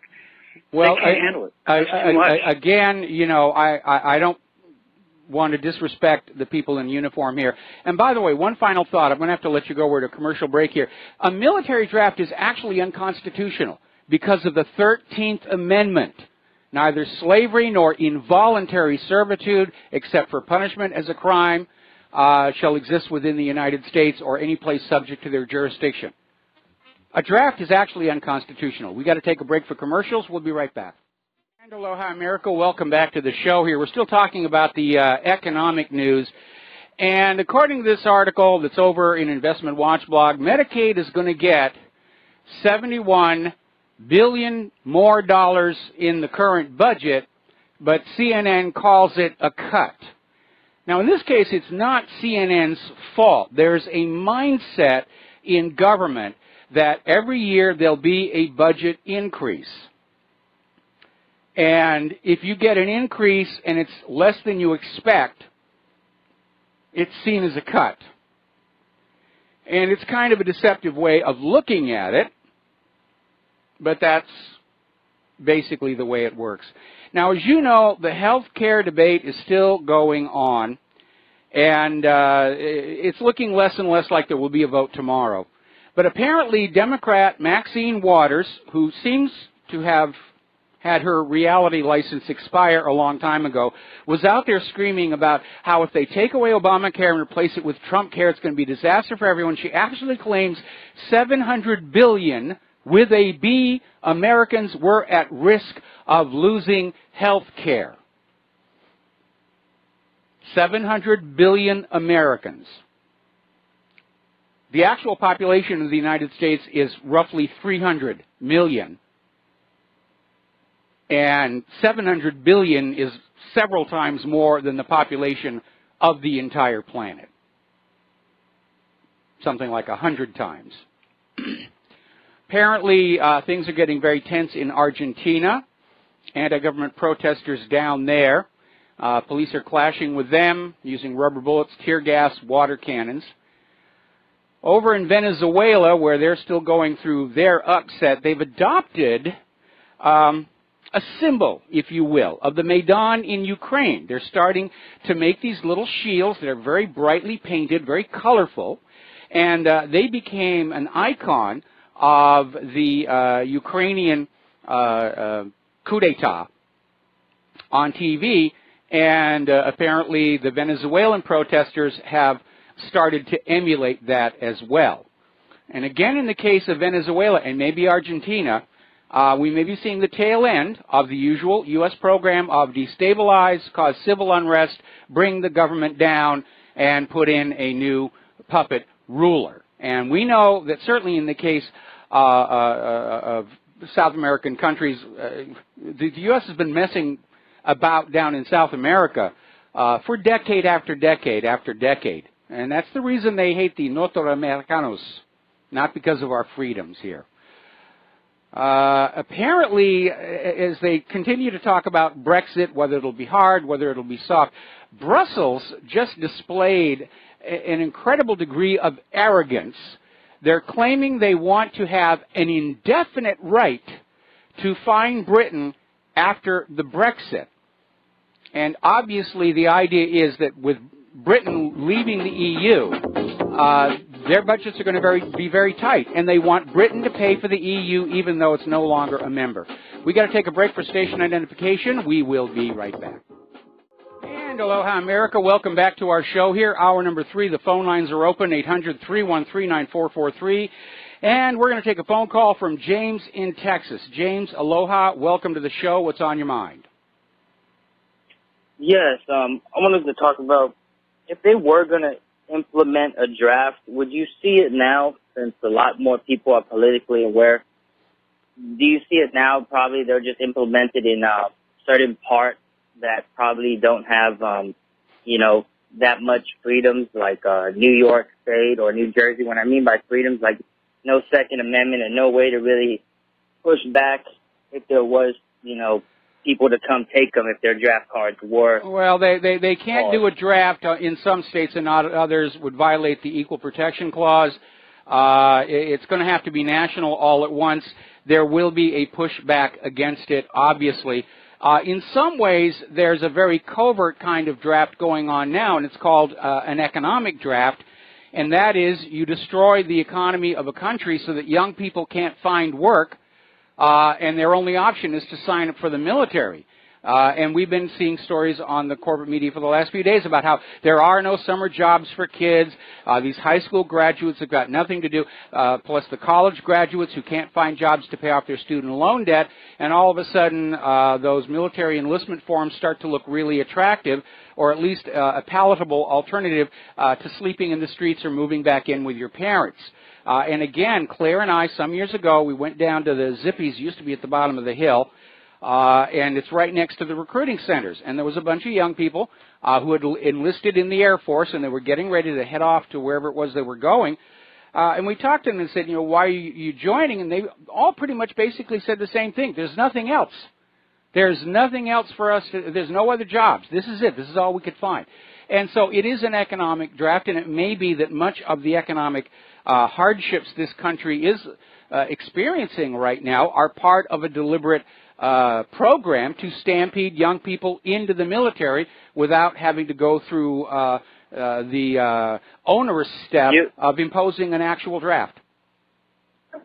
You're right. That way is working real good, because about 1.5 million troops went through Iraq or something like that, right? Not in all, but as the rotations went, that's what it added up to. Yes. Most of them were what, like under, you could easily say under 30, under 25 maybe, right? Yes. And if they were going to, that's what I mean, like the ground troops, like you said, those people that you start to recruit, and they're going into the Air Force. Where are they going to get all the boots to fill that? Because that ground combat role, you can't get away from it. Even if you bomb and bomb and bomb, somebody's going to have to go into the rubble and secure it, and Yeah, well, that's generally what the Army and the Marines do, and most young people, when they decide enlisting in the military is where they want to go, they're going to look at the Air Force or they're going to look at the Navy as being less likely to actually involve losing portions of their anatomy. I remember when I was in high school, I briefly considered enlisting in the Air Force because I love flying in airplanes, but I realized that with my eyesight, I'd wind up spending my entire time in the Air Force repairing helicopter transmissions or something. So in any event, Did you go through that whole Vietnam thing? Did you go through that whole Vietnam draft thing? Like, how did it work back then? How were they able to do it back then? You mean the protests? No. How did the draft come about, and how did they simply announced no automatically, or what? Well, you know, young people had to register for the draft. I think it was on their 18th birthday. And by the way, you have to do it now. They already have, you know, kids are having to sign up for the draft even though it's not active. Selective service. Yeah, that's it. And so, you know, that's what they used in Korea. Well, they call it selective service because draft has more of a negative connotation. But yeah, young people are required to sign up for selective service, and then when they hit the point, they say, we have to start this thing, and they start going on down. And in the Vietnam era, they had a lottery where they pulled out so many birthdays. And I actually, because I was hired by NASA and I was doing some classified work, I actually had an occupational deferment for the first 2 years that I had to go through the draft lottery. And then in the third year, I just took my chance along with everybody else, and they pulled my birthday like way down the list, and I didn't have to go. Hey, but it's not just young people in selective service. You know, you have to have selective service in order to get a job or to go to college. And I think it's one more thing, but I forget. But I know those two things. To get a job in America and to go to college, you have to already have signed up. Oh, and I think get like a loan, some type of loan, a college loan. I don't know about the loans, but yeah, if you're in violation of the law for registering for selective service, all kinds of bad things will happen. They're trying to drive you into that system. But again, a military draft, involuntary servitude in the military violates the 13th Amendment to the Constitution. Now, I understand there is this little thing where they line you up and say, if you're ready to join the military, step forward, and then that step forward is considered you actually volunteered, even though you really didn't. And it is amazing how fast and loose the government plays with the word voluntary, where you're told that this is voluntary or that is voluntary, but it isn't really. I don't know, but you're a big movie buff, right, Mike? I'm pretty sure you remember that movie, The Thin Red Line? Yeah, I saw it many years ago. In the beginning of the movie, he says, like, he was going to get, because I guess one of the main characters saw the war coming and he was going to get out. And the guy said, you know, like, he was telling the story. They said, yeah, they told me if I get out, we're going to come after you and we're going to put you as an infantry man, because he was getting out as an officer, but he saw what was on the horizon. And sure enough, he was there in New Guinea. And they were older looking people. You know, those kids like 30s, in their 30s.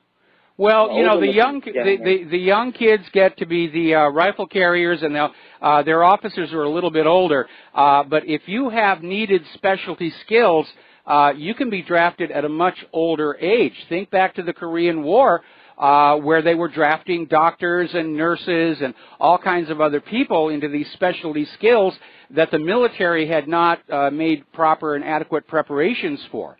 So we could see that happen. No, the guy in the movie. The guy in the movie got out of the army. James. Hello? Yeah. Hello? Can you avoid cutting me off mid-sentence because that's impolite? Oh, sorry. Okay. I'm sorry. All right. So you were saying? Yes, the guy in the movie, he got out as an officer, and they were telling him, you better stay in, or we're going to come after you, which means in the draft, that we're going to draft you as just a regular infantry guy. And that's how he ended up, you know, fighting up the hills in New Guinea, a Jap machine gun.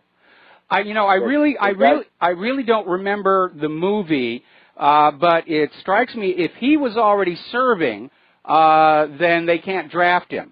And, of course, the rules are very complicated about stop loss, and they can change the rules at any time. One of my concerns is if we actually get into a major global war, we have close members of our family, Claire and I, who have both been in the military, and they served, they did their time and everything, but in an emergency they could be called back, and one of them is a doctor. So it's a concern. They can come in and say, we're reactivating you, and there's really nothing you can say about it. The laws of the nation serve the war machine, not the people. Okay? What do you think would make them do that? Would it be like a terrible defeat in the Middle East or something like that? Because right now they're using just nothing but special forces. But what happens when that, you know, because you reported they're already tired, they're worn out. I mean, some of them are even having to buy their own weapons. Well, they're using the special forces, they're using mercenaries, they're using these terrorist groups, but they're relying on their wonder weapons, which proved to be a strategic mistake when the Nazis tried the same thing toward the end of World War II. When they start running out of the Tomahawk cruise missiles, when they start running out of the drones, when they start running out of automated this and that, that's when they're going to start looking at a draft to get boots on the ground to go in and control the territory. Because one lesson that you take out of the war in Vietnam is you cannot win a war from the air. You have to go in on the ground and control that territory. Oh, well, we weren't even trying to win that war because we didn't even use the Navy like we should have had. And that's the whole point. Like you said, that war was just to make money, right? Well, Mike, it's been nice talking to you. I got to get going. All right. Have a good one, okay? All right. Thanks an awful lot. We're going to let you go here. Let's see. There we are. All right. Getting on back to the economy and segueing into the European Union. At this point, it's becoming very obvious that they have really botched up the issue of the Greek debt. The first mistake they made was this idea that even though half of Greece's debt was created through fraud by a previous government, that the Greek people were still obligated to pay it. We were hearing it from people like Christine Lagarde. We don't care where the debt came from. Debt is holy. Debt is sacrosanct. You will pay. And Greece has been sinking lower and lower, and then more and more austerity. And they're clearly on a path that is not going to lead to their recovery. And the contagion is spreading across Europe. A lot of those member nations are in serious trouble. So up in Germany, Angela Merkel is being attacked by her own ministers on the way Germany has waded in on the Greek debt, and said it's that this debt issue from the European Central Bank and the IMF, it's part of what's ripping the EU apart. And I knew that this was going to be an issue all the way back years ago. And I said the problem with the European Union is it was created with a built-in self-destruct device called the European Central Bank. And add to that the refugee crisis, and to be very honest, I don't think the EU is going to hold together much longer. People are waiting to see if Great Britain can successfully get out of the EU without being invaded or bombed. And everybody else is ready to go here. Now, Angela Merkel is backing Macron's Eurozone reform plans, and it turns out she's got an agenda. Apparently, Merkel wants Germany to be put in control of the European Central Bank. It's all about the money. It's all about the machinery to loot and plunder the people with artificially created debt. And here's an interesting point that you need to remember. When you look at the privations of the ECB, when you look at how tyrannical Brussels has become, when you look at the refugee crisis, you need to go on back and realize not all of this was done with the permission of the European people, in particular that refugee crisis. Nobody in Europe got a chance to vote on changing the immigration laws in their country. Under the EU agreement, there were no borders inside the European Union. It was a free travel zone, free trade zone. In fact, that's what it was supposed to be at the beginning. Free trade, free travel. That was it. And then Brussels just started arrogating power to itself and started behaving in a very unfriendly manner. But this decision to start dropping the external border of the European Union as a whole, that solely came out of Brussels. And nobody in Europe got to vote on that. And that is fueling part of the hostility toward the refugee crisis. Now, interestingly enough, the Bosnian Serb leader, Milorad Dodik, is saying the EU is fading away. It's losing influence in that part of the world, and countries like Russia and China are becoming the key players on the international stage, and that is true. And it doesn't just apply to Europe. It's applying here to the United States of America. We're in this mess because countries want to swing over to Russia, like Ukraine before the coup d'etat, like Turkey appears to be doing now. Countries don't want to get involved in the petrodollar deal anymore. They don't want to be forced to use U.S. paper dollars. They're going with the ruble, yuan, or direct currency exchanges. Europe and the United States are failing empires. And unfortunately, they're behaving like it. They're just lashing out at everybody. Now, for you gun rights advocates, a little bit of good news, believe it or not, coming out of the Czech Republic. The Czech Parliament has just amended their constitution to allow ordinary citizens to take up arms against the terrorists. The vote was 139 yes out of the 168-member Chamber of Deputies, and basically it gives the Czech people the right to shoot terrorists on sight. You carry a gun, you see a terrorist in front of you, you are free to drop them right there and then. I think it's a wonderful idea, and I'm predicting you're not going to see a lot of terror attacks in the Czech Republic from now on.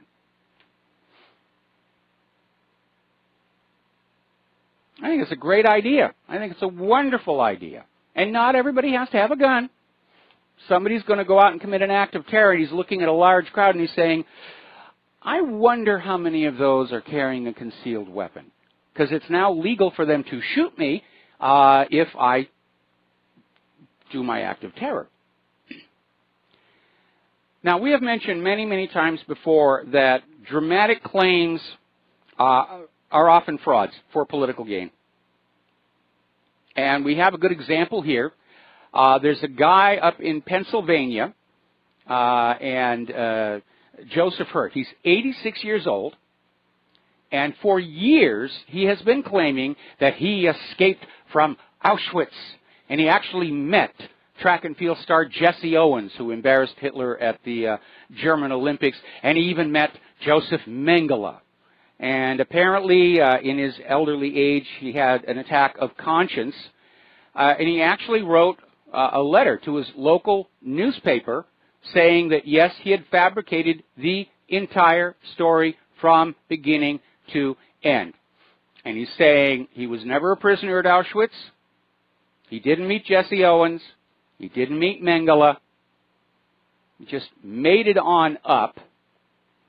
And then he tried to justify it by saying, well, I was trying to do everything in my power to prevent the loss of the truth about wartime, life and death at Auschwitz. In other words, his excuse is he was trying to protect the truth with another lie, which generally will not work. Now, over in Lakewood, New Jersey, there has been another case of welfare fraud uncovered. And apparently 7 married couples from the same shore town. This is a very wealthy neighborhood. And it includes a rabbi and his wife.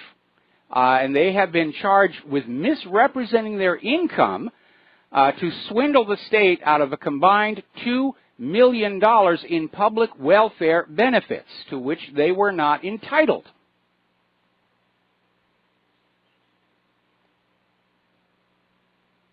And I think this is a good example of money junkyism at work. See, years and years ago, before I got blacklisted out of Hollywood, I actually felt I was rich. I had a comfortable home. I had enough money for my needs and a few caprices. And no, I wasn't a millionaire, and I wasn't driving a Bugatti, and I wasn't wearing a $100,000 watch. Then as now, I had a Casio. But I felt rich. I was doing okay. The problem is people who are so addicted to money. They have to have more. No matter how much they have, they must have more. Bernie Madoff's a good example of that.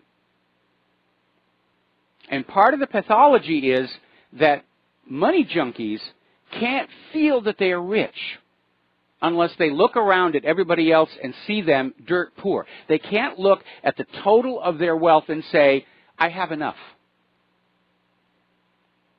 And that's a problem. Here we have these people in Lakewood who obviously had very comfortable lifestyles. But it wasn't enough. They had to have more. That's a sickness. It's a mental illness. And I think it needs to be treated as such. I'm never going to be rich. I just want to be comfortable. I want to give the Lady Claire the life that I think she deserves. And that's it. After that, I don't need any more. I'm perfectly happy. Anyway, we'll be back after these few words. And aloha, America. Welcome back to our show here. We're talking about the money junkies. I really do think it is a mental illness. And it should be handled the same way we would handle heroin addiction, cocaine addiction. The problem is money addicts look good. They're wearing Armani suits and Gucci shoes. And people look at that in our wearable esteem age, and they want to be just like that. All right, we're going to take a phone call. James from Tokyo. Aloha. Welcome to the show. What's on your mind? Aloha, Mike. I kind of agree with you about the whole money thing. I think as long as you got enough to pay the bills and eat okay, and I think everything's cool. So that's kind of my philosophy, actually, for the past 10 years. But I want to talk about the potential of war in North Korea and Syria. Yes. I think it's a misinformation campaign. I just can't see America attacking North Korea with all their artillery aimed at South Korea.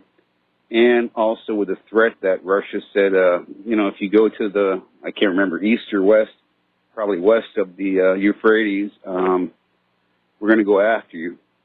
What do you think? I would sure love it if you were correct. I respectfully disagree.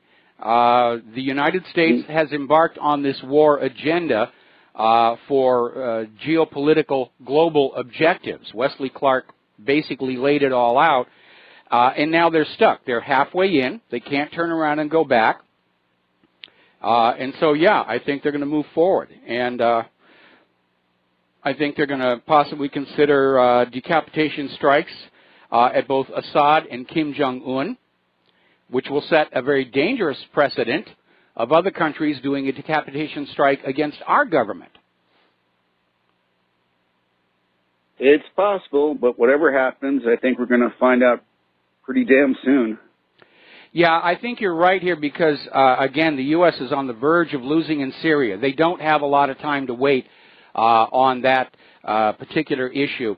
And, again, this growing confrontation with Russia, again, listening to what McCain is saying and the media's constant drumbeat, Russia bad, Russia bad, Russia bad, it is obvious Russia is an ultimate target along with China. Because of the displacement of the U.S. dollar by the ruble and the yuan. And obviously we're very concerned here in Hawaii that if there is a nuclear exchange in a global war with Russia and China, this island will get hit.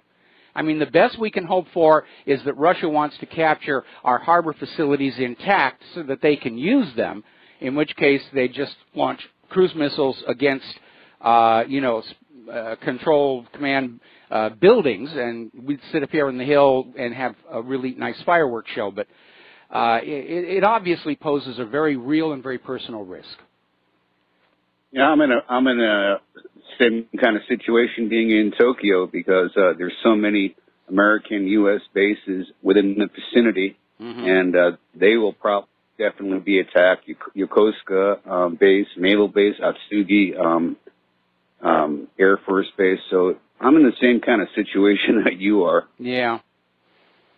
Well, again, World War I actually pretty much involved just Europe. World War II was mostly global. I'm afraid World War III will be all-inclusive. I don't think there's really any place that is going to be perfectly safe in what's about to come. And it's depressing, but what can I tell you? All right, thanks, Mike. Nice talking to you, and the best to the lovely Lady Claire, okay? I will tell her that when she gets home this afternoon, and thank you very much for the phone call. Apparently, to get on back to CNN, the fake news network, or the Bezos blog, apparently CNN's main Twitter account, somebody did an auditing on it and found that CNN has 17 million fake followers. So they're trying to inflate their numbers, and again, we had this story about a month and a half ago where the websites of these major corporate media outlets were apparently using Chinese click bots to artificially inflate the clicks on their websites to make it look like they had more of a readership. And in the process, of course, they're defrauding their advertisers. So it's really starting to come apart. We'll be right back after these few words. Aloha, America. Welcome back to our show here. And apparently a House committee today has passed an amendment to repeal the broad war-making powers approved by Congress following 9/11 that have allowed the U.S. military to take various actions overseas in the years since without congressional approval. So they're trying to restore the war-making authority back to the Congress, which is where the Constitution vests it. And whether they're doing it because they realize it's gone out of control or they're doing it just because Trump is the president now, it's kind of hard to say, but at least it's a start to try and curb all this insanity in. Apparently down in Tampa, Florida, at the Big Bend Power Station, there's been what is described as a major incident, and at least 4 people have been taken to the hospital as a result of a burn incident that occurred just a little while ago. Now, it's a coal-fired plant. It is not nuclear. It's owned by TECO Energy, but apparently they've had a major, major problem there as well. And it's a reminder that our infrastructure is being neglected during this period of endless war across the globe. And we can expect more of these industrial failures. Now, let's talk about computers and ransomware, because this global cyber attack continues to spread around the globe. It is coming here to the United States. It's hitting energy companies, shipping lines, and it is, unfortunately, an alarming demonstration of just how the entire system can be brought to a halt, how fragile it really is, how dangerous these NSA tools are, and how vulnerable we are because over the years, the intelligence agencies have deliberately bored security breaches in all of our computers, which are now being used by this device. And apparently the latest victim of this ransomware attack is the property arm of the French bank BNP Paribas, And apparently FedEx may have been hit. They're being very cagey about it. But apparently FedEx was moved to actually suspend trading of its shares on the New York Stock Exchange after admitting their subsidiary, TNT Express, was hit by some kind of an information system virus. And they're scrambling to get things put back together there. Now, there's a very alarming story that came out of ZDNet. Security experts are looking at the extreme sophistication of the Petya malware, coupled with the fact that nobody seems to have really been paying attention to how files were going to be restored or payments made. Apparently payments can be made, but the files are never unlocked. And they're starting to wonder if, in fact, Petya is not really a ransomware, but is deliberately out to destroy as much IT infrastructure as they can. Now, this gets back to an article I wrote, I think, a little more than a year ago. called Virtual 9/11. Will the U.S. and Israel hack U.S. computers, or global computers in this case, and falsely blame it on Iran or Syria or Russia or China? Now, earlier in the program, I was talking about how our government is feeling cornered and desperate. They're on the verge of losing in Syria. Russia is basically holding them in check, and being held in check does not work for the United States because it's running out of time and it's running out of money. So the U.S. needs to do something that's a game changer to make everybody hate, probably in this case, Russia. And remember, the corporate media has already said this Petya malware, Russia did it. This is all coming from Russia. We know it's from Russia, just like we know Russia hacked the DNC emails and Russia hacked the election. So if, in fact, Petya is going out of control, if it is destroying data on computers all over the world, and it doesn't really seem to be collecting or processing payments, this could be the beginning of that virtual 9/11 we looked at. And what complicates this, the Telegraph is reporting that NATO has stated cyber attacks could trigger Article 5 of the NATO agreement. And Article 5 is NATO's Mutual Defense Clause. In other words, NATO is saying a cyber attack would trigger a military response. And in this article in the Telegraph, they're repeating the claim. We think it's Russia. We think it's Russia. So there won't be any airplanes crashing into skyscrapers. There won't be another assassination of Archduke Ferdinand. He's already dead, quite some time. And an attack on the Internet, the computer. First of all, it's discouraging people from getting on the Internet at all. They're scared they're going to get infected with one of these things. And it would justify the government saying, all right, we're going to have to turn off major portions of the Internet to protect the banks, to protect the corporations, and that all these independent media websites, we're going to have to shut them down. They're spreading malware like crazy. They could shut us all up with a single stroke saying, oh, it's a national emergency from this Russian malware.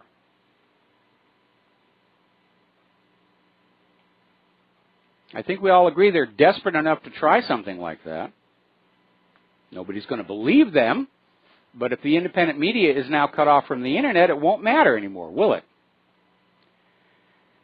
Now, apparently, Facebook censorship is removing 66,000 posts per week. And this article is coming out of thelastgreatstand.com. And it starts out, how do you censor free speech in America? You rebrand it as hate speech. And this is a tactic the left has been using with great success. On college campuses to YouTube, Israel uses the tactic as well. There's only one small problem here. The United States Supreme Court just ruled unanimously there is no hate speech exemption to the First Amendment. So if you've posted to Facebook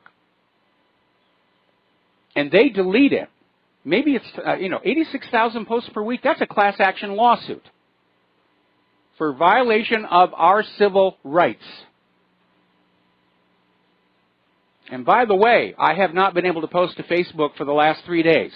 I'll hit the post button, it just sits there and freezes. I think Facebook doesn't like me anymore. Boo-hoo, boo-hoo. Now, Mark Zuckerberg, he's starting to get delusions of Godhead. He's out there saying he wants Facebook to become more like a church, to bring the world closer together. And like so many other religions throughout history, obviously there is a need to ban the heretics and burn the embarrassing books. All right, we're going to take a phone call here. Rick in Arizona, aloha. Welcome to the show. What's on your mind? Yo, Mike. Yeah. Yeah, I think all this talk of war is nothing but talk. I just don't think it ain't in the heart of the people. Just don't think they're going to get into it. I know it's not in the heart of the people, but it's not up to the people. And I think from the point of view of the war hawks and the U.S. government, they no longer have a choice. They've gone too far down this agenda. I would love for you to be right. But at this point, I think the government is thinking all they need is a giant propaganda stunt to get us, to get us all war fevered up again and say, yes, we have to get those gosh darn evil whoever it is we're invading this week. Well, the Internet, as far as the Internet goes, once they try to shut down one section of the Internet, it is going to cause so much trouble for international business that I just don't think, if they try it, they're going to have to put it right back online. This thing is designed so that can't happen. This thing is what you call it's a fail-safe. Well, it's designed for information to find its way around the world by going this way or that way or going underneath or taking a sideways cut. Well, that's how it was originally designed. That's how it was originally designed under DARPA. But with this recent move onto the cloud, there is now a central point where all the information is now going through. And yes, the cloud itself is dispersed, but the cloud itself has a central control where certain things can be blocked. We know that you can simply remove DNS entries to block certain websites. There's all kinds of filtering. They've been working on this for years. At the point where they realized the Internet had broken free of government control, they have devoted a lot of time and energy and money and manpower to figuring out how to put that genie back in the bottle without hurting the businesses that are using it to make money. Okay, but just remember, that would be like taking away everybody's junk overnight. You imagine all the heroin addicts couldn't get their... If this country's addicted to the Internet, they shut them down. You want them violent in the street? You want a vicious wake-up call? That will do it. I'm sure you'll still be able to get CNN and MSNBC and the shopping channel and what's the one, the jewelry channel and all the, that'll still be there. You can just satisfy your addiction out there with the online commerce. If you really look at it, what they want to go away, the independent media, we're just a tiny, tiny subset of the entire Internet. Yeah, but everybody has their favorite websites, and that would be like, that would be like, they're going to need another form of opium from the American people if they want to cut off and protect themselves from the websites they don't like, because everybody has their favorite sites, and that's not going to be very easily done, but we'll see. Thanks for taking my call. You got it. Thank you very much for the phone call. I would love for all these people calling on in and saying it's not going to happen to be correct. I'll be very honest. I don't want to see a world war. I've been fighting against the world war for 2 decades. I've seen this coming. But again, the problem is from the point of view of the government, they're in too far to quit and turn around. And the only way they can move is forward. They just need to figure out how they're going to do it. And part of that is going to have to be some kind of a hoax or fraud played on the American people to whip up a new war fever against the designated enemy. Now, the hard part there, of course, is the American people's intense distrust of the government and the corporate media, along with the fact that we're just tired of war. We have been at war one place and another for 15 years. We've been at war in Afghanistan longer than we were in World War I and World War II. And the American people, by and large, are very tired. They're tired of the wartime economy. They're tired of all the hardships. And they don't feel any of this is necessary because they don't feel the U.S. government has a right or is serving any kind of a noble purpose going into these other countries here. All right, we're going to take another phone call. Sam in Washington, aloha. Welcome to the show. What's on your mind? Hey, thanks for taking the call. Turkey, I'm just kind of wondering I've been trying to figure out what their objective is. I just wonder what your opinion is as far as the coup attempt in Turkey, and if they're siding with Russia or with us, or, because we're helping the Kurds, but then Turkey's part of NATO. So Turkey's role to me is just, I can't figure it out.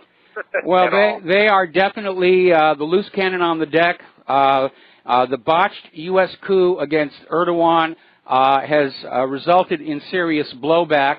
And yes, Turkey is moving closer to Russia. Turkey is very much opposed to the Kurds because the Kurds have been acting very poorly against them. Turkey does not want to sacrifice any of their territory for future Kurdistan. Neither, for that matter, does Syria or Iraq. Turkey right now is very angry with the United States that we are supplying the Kurds with heavy weapons. Now, the U.S. is assuring Turkey that when ISIS is conquered, we will recover all those weapons from the Kurds, and that is wishful thinking. The Kurds are not going to surrender those weapons. They're going to, wrap them up in Kosmoline and bury them in the desert where nobody knows where they are. They're not going to get those weapons back. And Erdogan knows this, and he understands that after ISIS is defeated in his ongoing conflict against the creation of a new Kurdistan, he is going to have to be fighting those U.S.-supplied weapons, and he's not happy about that at all. Did they sign a pipeline deal with Russia recently? I think they did. They're getting away from this whole Ukraine nonsense. They're going with a completely new pipeline that bypasses Ukraine completely. Huh. Okay, well, thanks. That was my comment there. All right, well, thank you very much. We're going to let you go here. Now, again, with this idea of blaming Russia and blaming Russia and blaming Russia and blaming Russia, apparently U.S. senators want to ban the Pentagon and eventually the entire government from using the Kaspersky antivirus software.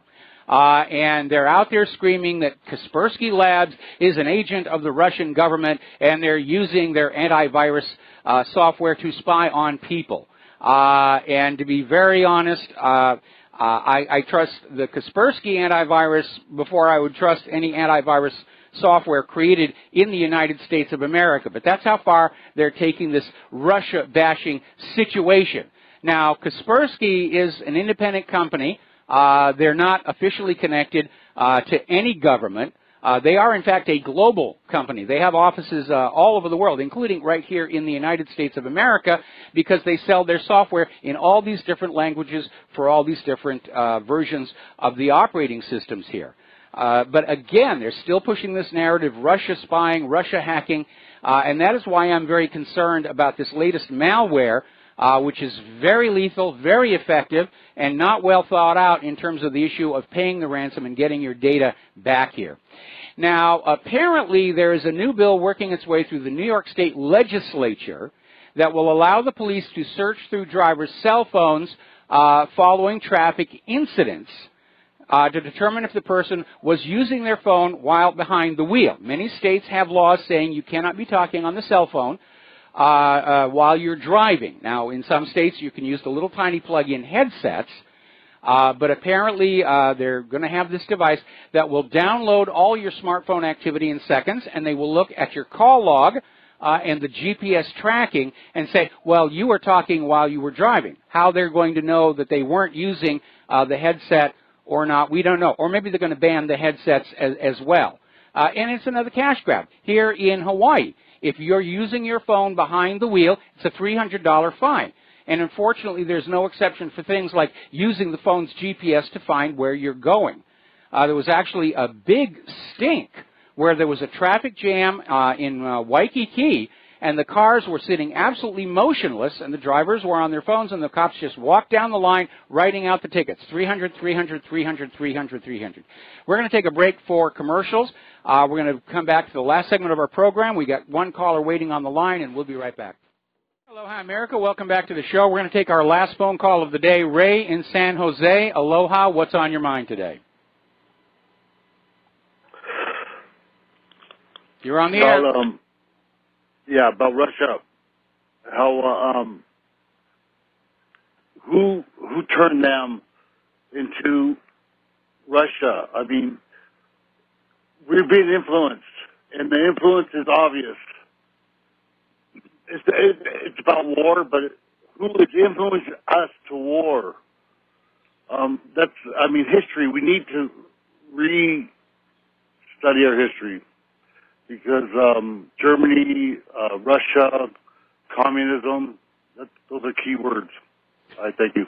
Well, you're welcome, but present-day Russia is not a communist country. That all went away with the collapse of the Soviet Union. And the new Russian republics are probably more capitalist now than the United States, which is clearly descending into fascism. Thank you for the phone call. We're going to let you go.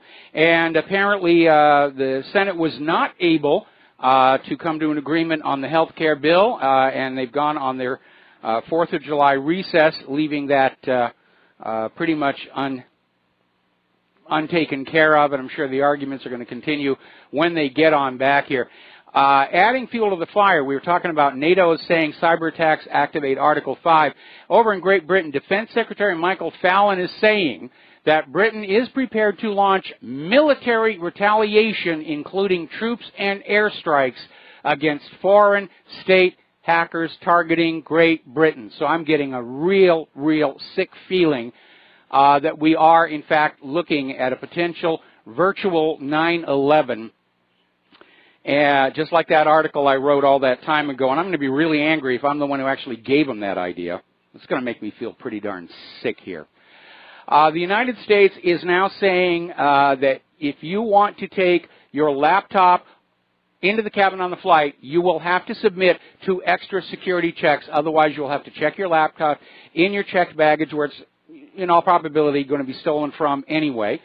So they're calling for enhanced screening of passengers and their electronic devices, enhanced security protocols around aircraft and passenger areas, the use of advanced scanning technology, a new machine to give us skin cancer, and an expansion of canine screening, which I don't really object to because I like dogs. And, you know, having a dog to pet while standing there in the TSA line makes the experience, to me, a little more tolerable here. Over in Italy, where they believe in very healthy eating. In fact, they have a joke about American food. If you want to get embalmed, go to America. Italy has now banned aspartame and monosodium glutamate from all Italian restaurants. And those are two of the chemicals that I realized were part of my weight problem, which I am now pretty much over, thankfully, because I avoid those chemicals. And so good for the Italians there. All right, there's the music. Time for me to get on out of here and get something useful done with the rest of the day. We will be back tomorrow, Friday. The Lady Claire will be with us in hour number 3. Please take what you're learning here, make it go viral, especially those videos where the CNN people are saying the Russia story is all nonsense. It feels like we're just on the verge of a major global catastrophe, and we have to just do everything we can to stop it by getting the word out that this can't be allowed to go forward. Nobody's going to win a nuclear war except the bankers. We'll be back tomorrow. Aloha, America.